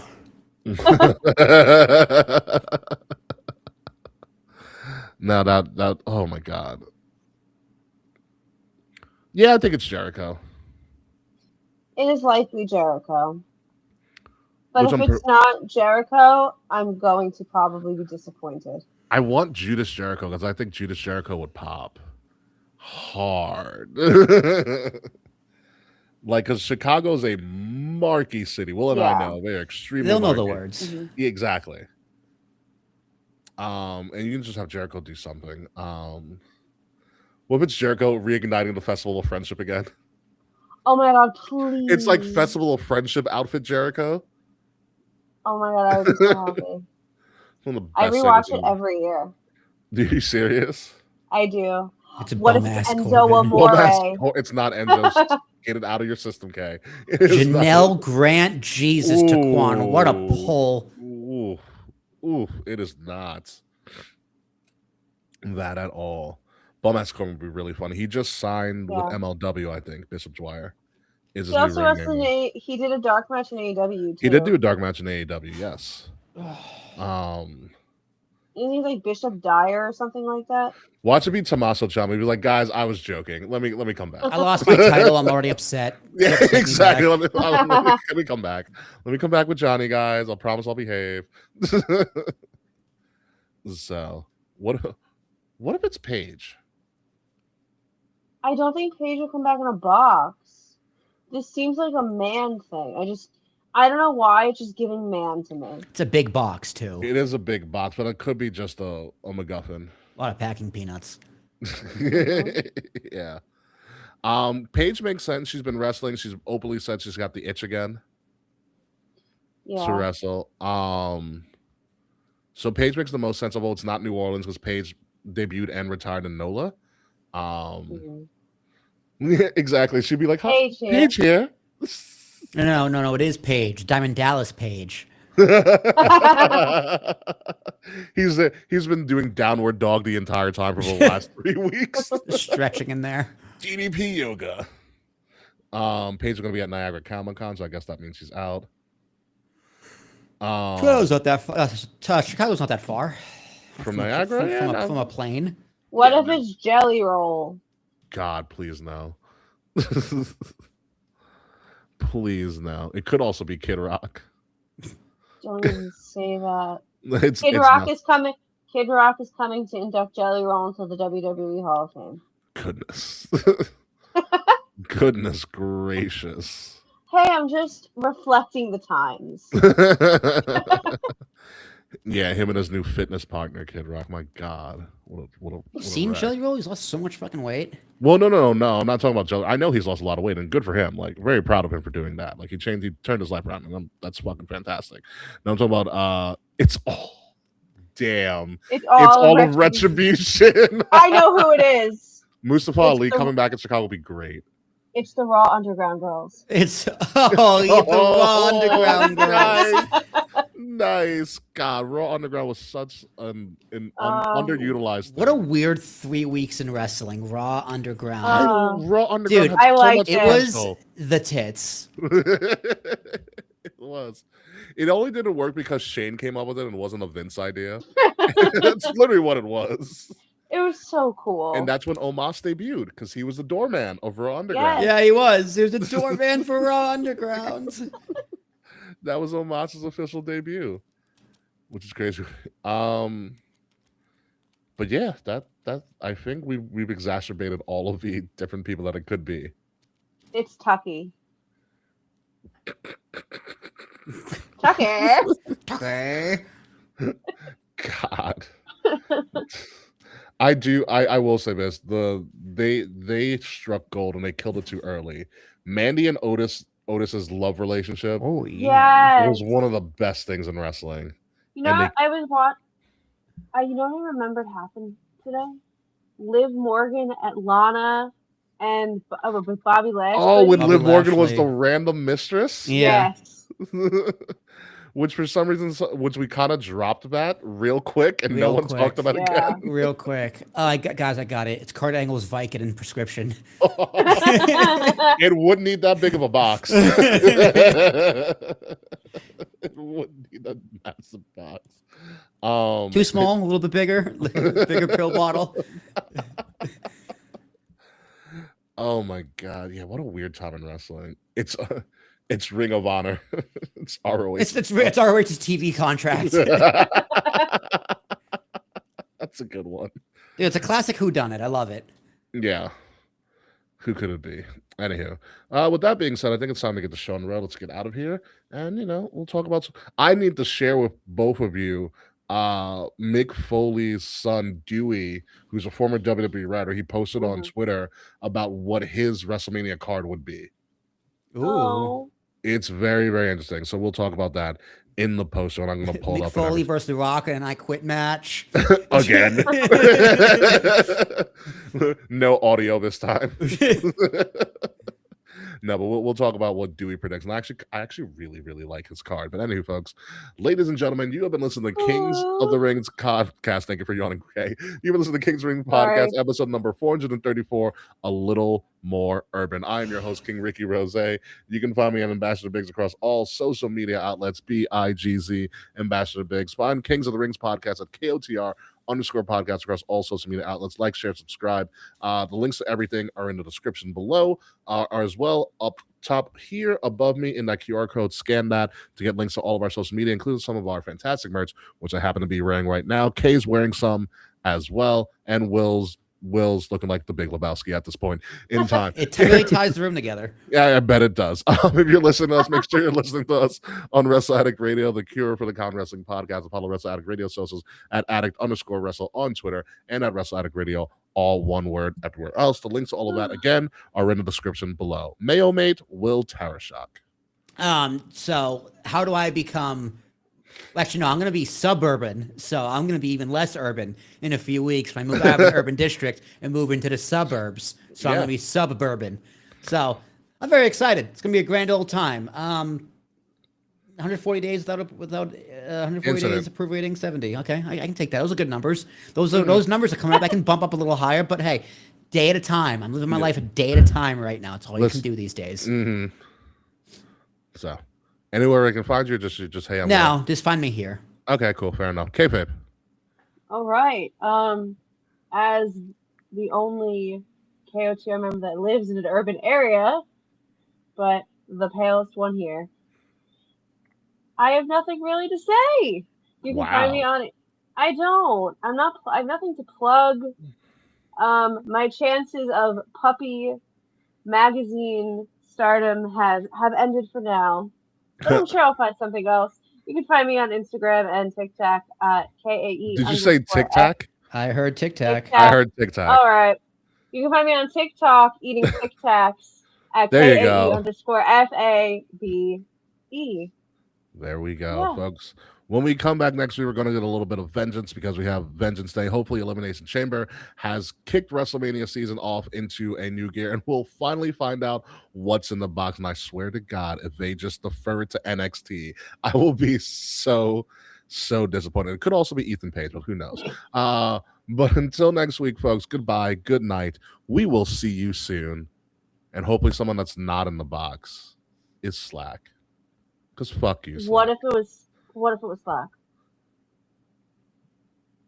Ooh, I might hate tweet a lot. Okay, I'm voting I might for have to Slack. drag him. Yeah, it's not Slack though, but fuck you, Slack. We'll see you next week, folks. Have a good one. It's my Slack in a box. This has been a Wrestle Addict Radio branded podcast. Yes, it has been. It's William Regal. What? That should be Slack's. That should be the next show when we get Slack on. Slack in a box. Yeah. I'll make a Jack in the Box, and the box is just pop up. Yeah. That would make all the sense in the world. All right, let me find this Dewey Foley WrestleMania. Guys, it's me. I'm posting from the box. Thanks, Frets. Thanks, Frets. Where is it? Oh, I forgot about that. Yeah, Marvel's Wolverine is coming to PlayStation in September. I'm really excited for that. Oh, fuck, that's right. And Spider-Man 2 is on the PlayStation. Spider-Man 2 didn't that originally come out on PlayStation? No, it's on the PlayStation Marketplace now. Oh, yeah, it's also on you can Steam. watch it for free, or you can play it for free if you have a PlayStation thingamabobber. I've been playing Black Myth Wukong. My brother picked People that up. Swear by that game. It's very satisfying when you kill a boss. Yeah. It's challenging, but if you grind out some levels, you can go and beat the bosses. I'm still on Expedition 33. That's fair. Hard, but fun. The storyline swerved me in the middle, and so I'm kind of like, what the hell? So now I'm intrigued again. So anywho, all right. So Dewey Foley starts this. I found it. I love Dewey Foley's Twitter handle is Do We Have To? Yeah. That's so cute. So he goes, with the rumor about WWE creative maybe altering WrestleMania plans, I wanted to share the card I would pitch if still on the writing team with reasons/ways to get each match. Follow along if you'd like. His first match he puts Liv Morgan versus Stephanie McGuire for the Women's World Championship, which he predicted correctly. Liv chooses to face Stephanie at Mania. Raquel Rodriguez helps Liv become the new Women's Champion. Tune into Raw after Mania to see what comes next. His next match on the card, Rey Mysterio versus Gunther. If Rey loses, he must retire. After a match toying with the emotions of WWE fans everywhere, Rey catches the career killer with a quick move and wins. Gunther attacks Rey post-bell and is saved by none other than his son Dominic just moments before his title match. So it sets it up. His title match is Demon Finn Balor versus Dom for the IC title. Dom mocks Finn for losing to CM Punk at Elimination Chamber, and Finn wants to take the title from Dom to remind him of a Judgment Day pecking order. But Demon turns heel during the match on his way to beating Dom. On the Raw after Mania, Finn, JD, Raquel, and Roxanne all officially turn on Dom and Liv. Finn says he has more of a father to Dom than Rey ever was, and Dom checking on his dad at Mania was his final straw. Finn says the Judgment Day goes on without the new face duo of Dom and Liv. So Dom and Liv get kicked out post-Mania. I like that. Let me see. So he goes very confident in all of these men to put on a star-studded 10-man ladder match for Carmella Hayes' United States title. Many deserving SmackDown superstars can be inserted here with enough to do 9 qualifying matches. He goes, this Mania needs a ladder match. So the people in his 10-man ladder match for the U.S. title include Aleister Black, Damian Priest, Ilya Dragunov, Rey Fenix, Trick Williams, R-Truth, Sami Zayn, Shinsuke Nakamura, and Randy Orton. That's a fucking wild match. That is a pretty wild match. Wow. But I like it. I like it a We'll never lot. get that. He goes, in the next match he has is Roman Reigns versus CM Punk. He goes, I don't need help with this one. That's all he says. The next match says a new champion is crowned in Elimination Chamber. AJ Lee defends the Intercontinental title versus Becky Lynch in an I Quit match. This is where I got the idea from.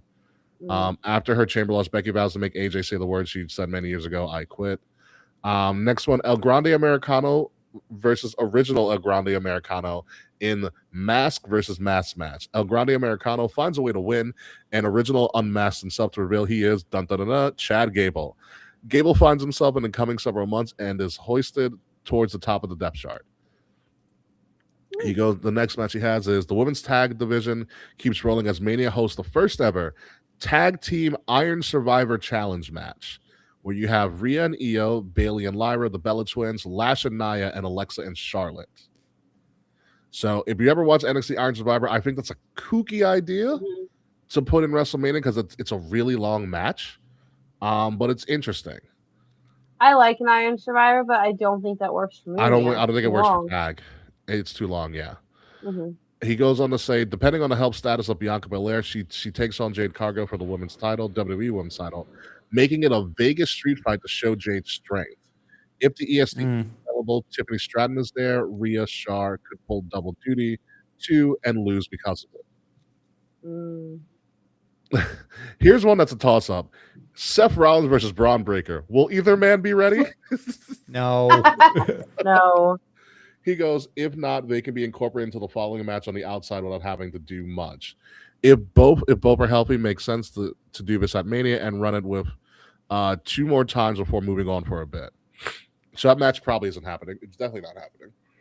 Next one we have on the card here, it's the Masked Man, because it's the upper mystery. The Masked Man reveals himself to be Bad Bunny, and he has a vision to take out the Vision. With a newly recruited Ethan Page, Logan Paul, Austin Theory, and Bronson Reed take on Adam Pearce's handpicked team of Bad Bunny, LA Knight, Penta, and Javon Evans in an 8-man tag. Too bad Bronson Reed screwed that up. Again, another match that's blatantly obvious that they're teasing for the sake of teasing. Obafemi versus Brock Lesnar. Big man versus big man in a match that makes Femi look like a total monster regardless of the booking decision that ultimately is chosen. This one I don't think is going to happen, but I kind of like it. The World Tag Team titles are on the line. The Usos versus the New Day. Yeah, they could do that one more time. I would watch that again. His story is great. New Day becomes #1 contenders a month before Mania. They use the time to get fans emotionally invested. Big E shows up with a Remember Who You Are promo to Woods and Kofi. Big E says he forgives them if they forgive themselves. And then the final match he has booked for here, this is obviously no particular order, this is how he came up with it. Make Jacob Fatu versus Drew McIntyre for the undisputed title at Chamber. Cody Rhodes, the Chamber winner, screws over Drew. Fatu is the new champ. Drew gets his rematch to make this a triple threat at Mania. Not too creative, but them continuing to screw each other over continues. And that's his essentially he 14 match card. Yeah. Well, that checks out. Yeah. They're not going to do most of those, but that's okay. No. Yeah. He got some of them accurate, so. So, but no, that I was like, this is a really good card. But, you know, Triple H being Triple H. Yeah. And who knows who else is going to get injured between now and Mania.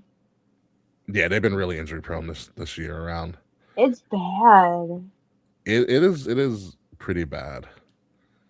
Did New York City have a snowball fight yesterday or today? I mean, they've been I'm sure somewhere.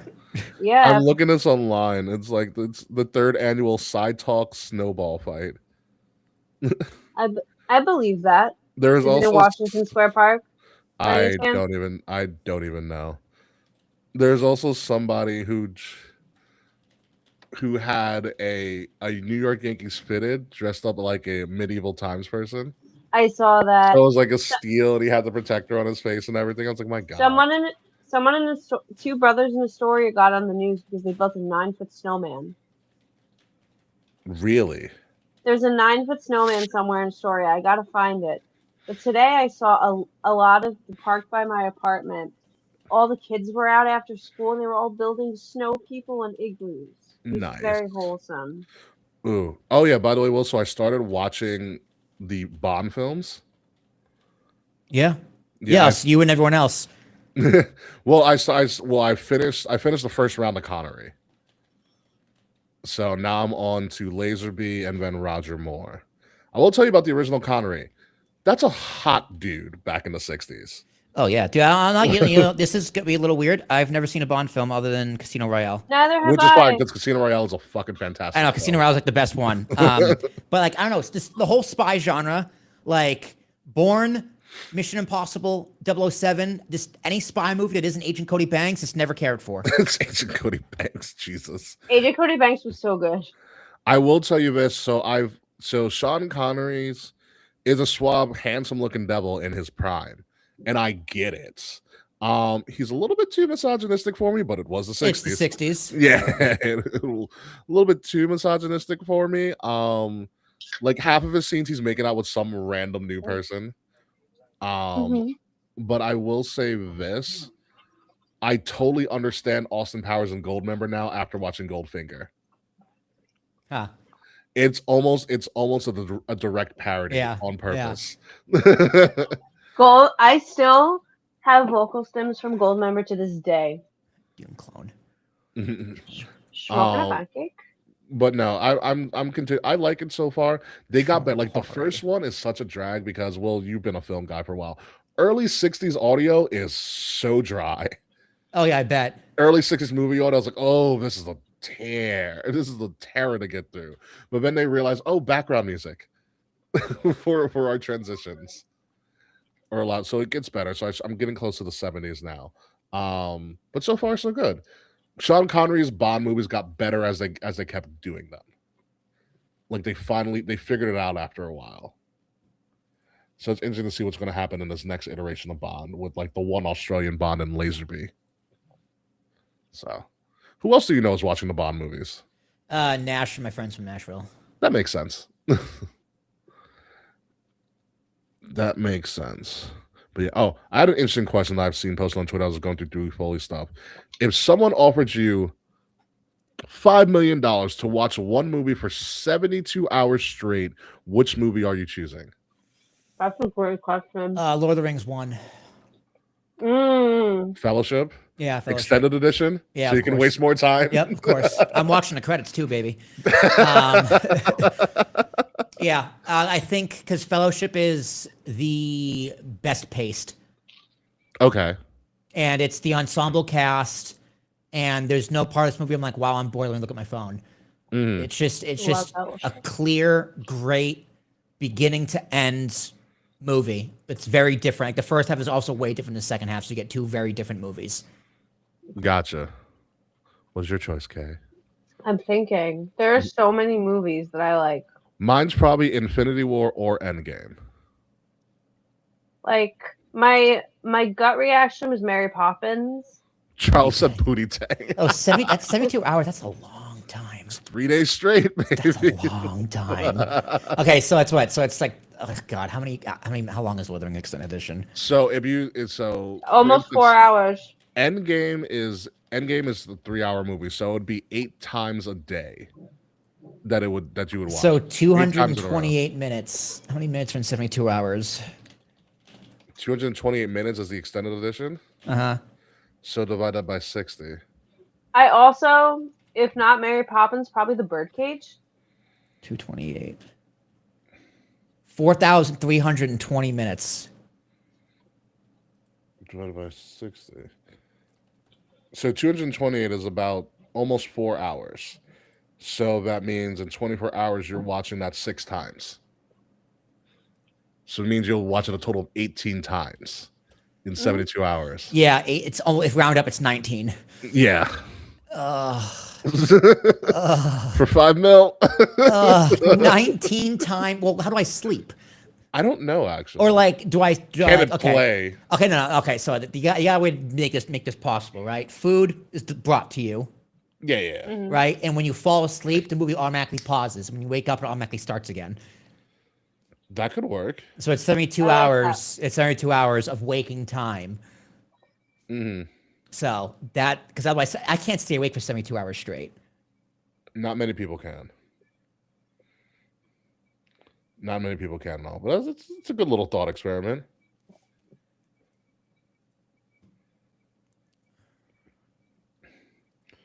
You know. Yeah, mine's probably Endgame. Solid 3 hours, 8 times. I'll learn the movie by that point. I'm mad Charles picked Pootie Tang. That is just a random funny film. So is anybody's ever seen Undercover Brother? I saw it in middle school. Well, did you ever see Undercover Brother? No. It is one of the. It's such an underrated, stupid movie, but it's so great. So this cast of Undercover Brother is ridiculous. You have Chris Rock as the lead, not Undercover Brother. I'm thinking of Head Up State. My fault. Also Undercover Brother, but Head Up State is also a funny one.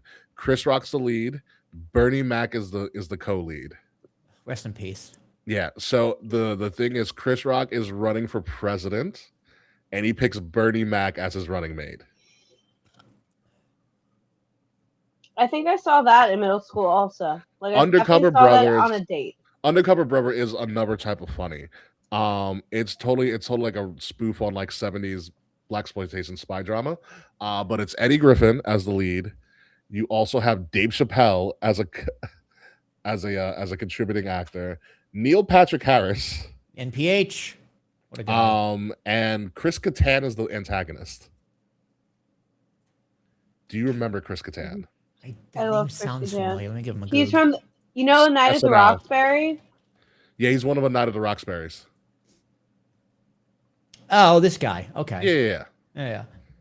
Chris Kattan's in. Who else is there's a lot of funny people. Who is oh my god. Charles, you gotta help me out here if you're still watching. Who is I gotta pull up the cast list. Of what? Undercover Brother? Undercover Brother, yeah. Let's see. We got Eddie Griffin, Denise Richards. Denise Richards, that's what I was going for, yeah. Dave Chappelle, Troy McBride, Gary Anthony Williams. Gary Anthony Williams is hysterical. Billy D. Williams, Lando is in it. Billy D. Williams is also in it as well, yes. J.D. Hall's a narrator, obviously. That's everybody. It's a Chi McBride is in it. That's the other person I was thinking of. Robert Townsend. Yeah, he's the thief. But Chief, actually. Chief. Yeah. I said, okay. The Denise Richards in the movie has White She-Devil. That's the name of the character. Oh, it's just a ridiculous movie. Eddie Griffin had a good line of just random funny movies for a while. Double Take was a good one too. Excuse me. But Will, I think you would enjoy Undercover Brother just for the ridiculousness of it. It has a 5.9 on IMDb. Yeah, so does like Zoolander. And Zoolander sucks ass. Zoolander's a great movie. I don't care what anybody says. To be fair, most comedies have low ratings. Yeah. It was so funny. So like they in one part of Undercover Brother, like Eddie Griffin goes undercover as like the straight-laced black guy, and so the antagonist group sends Denise Richard as like the white girl to honeypot him essentially. And so Eddie Griffin goes back to his headquarters and he's all happy-go-lucky. And you're like, oh, what's different with you? And then the black lady's like, he's been with a white woman. And all the males like, oh my God, was it everything we dreamed of?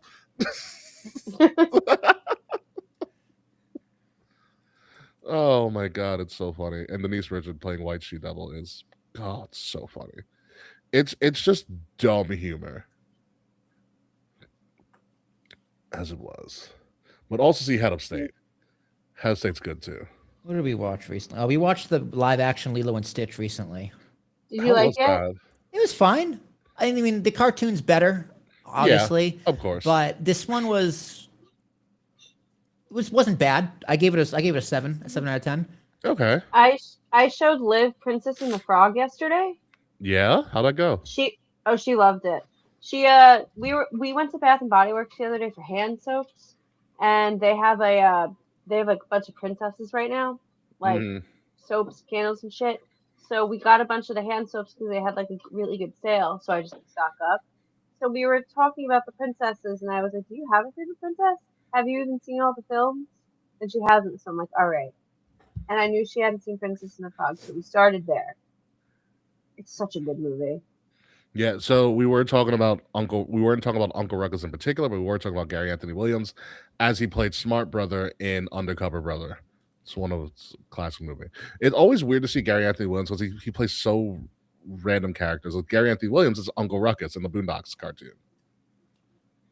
Who have you ever seen? Well, did you ever watch the Boondocks cartoon? No. I watched it like Damn, here and there, like when it was on TV. But I didn't watch it like on a weekly basis. So Gary Anthony Williams plays a guy named Uncle Ruckus. He essentially is Clayton Bigsby before Clayton Bigsby. Yeah. Mm-hmm. I know of the Boondocks. I know it was an Adult Swim cartoon, yeah. Based on the comics. Yep. Oh, I didn't know it was based off comics. Yeah, it was a comic strip in newspapers. Nice, that's pretty cool.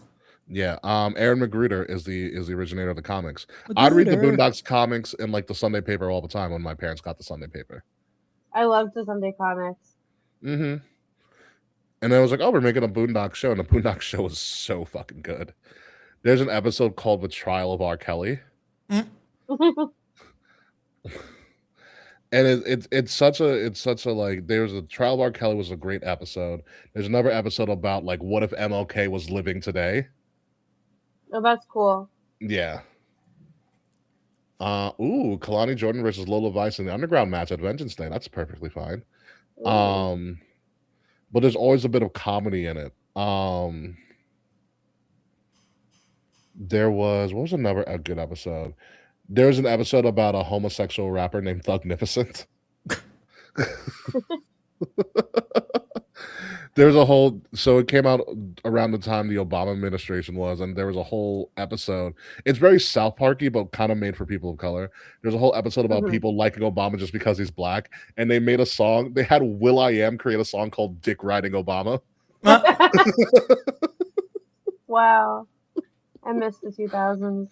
2000s were great. Yeah. Oh my god. Oh, I think I have to send you this, Kay. Because I didn't send Will this, and maybe you'll be able to see it. I saw a video today where somebody was like, "Tell me what movie was popular. I can tell you what was going on in society at that time."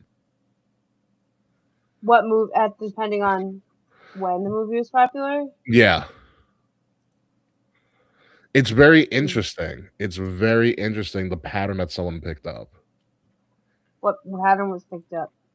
Essentially, like when the economy is doing really good, superhero movies are popular, or when people are feeling good about society, superhero movies get popular, or when like people are feeling bad about society, you have like dystopian futures. You know what? That makes a lot of sense. And then like also somehow Dracula comes into play a lot of the time. Well, I gotta see the new movies. I kind of want Bride, actually. Bride looks so cool. Like I'm very intrigued by what they do with that. Yeah. I want to see Crime 101. What's that? It's the Chris Hemsworth, Mark Ruffalo, Halle Berry movie.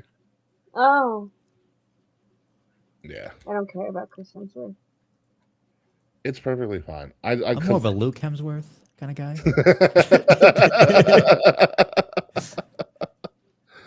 There is a Luke, right? there is a Luke Hemsworth. Yeah, Liam.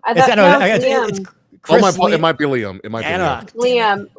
Liam's the one that married to Miley Cyrus. Oh, he took that bullet. Okay. Liam married Miley Cyrus, and I think Chris is the one that plays Thor, right? Yeah. Chris is Thor, yeah. Is there a third one? Yeah. There's a third. I forgot who the third one is. There's always a Donnie Wahlberg. Is the third one famous? I want to say no. The Hemsworth brothers, Luke and Liam. Oh, I thought there was third one. Oh, never mind. Oh no, there's a Luke. Luke, Chris, and Liam. There it is. Okay. Wow. Yeah. Luke Hemsworth was the one in Westworld. Okay. Oh, there's also a mystery property brother and a mystery Jonas brother. Oh, there's a fourth one. There's Larry. Who the fuck is Larry? I love how they have Luke, Liam, Larry, and then there's Chris. There's Chris.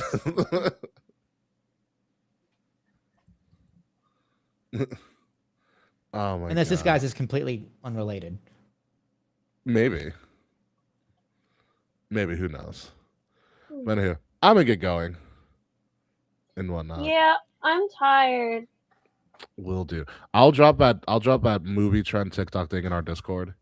Yes, please. I'd love to watch it. Yeah, no, it's a good, interesting autistic pattern recognition that someone picked up. But we Love all need it. So, with that being said, folks, we're getting out of here, and we will see you guys next week.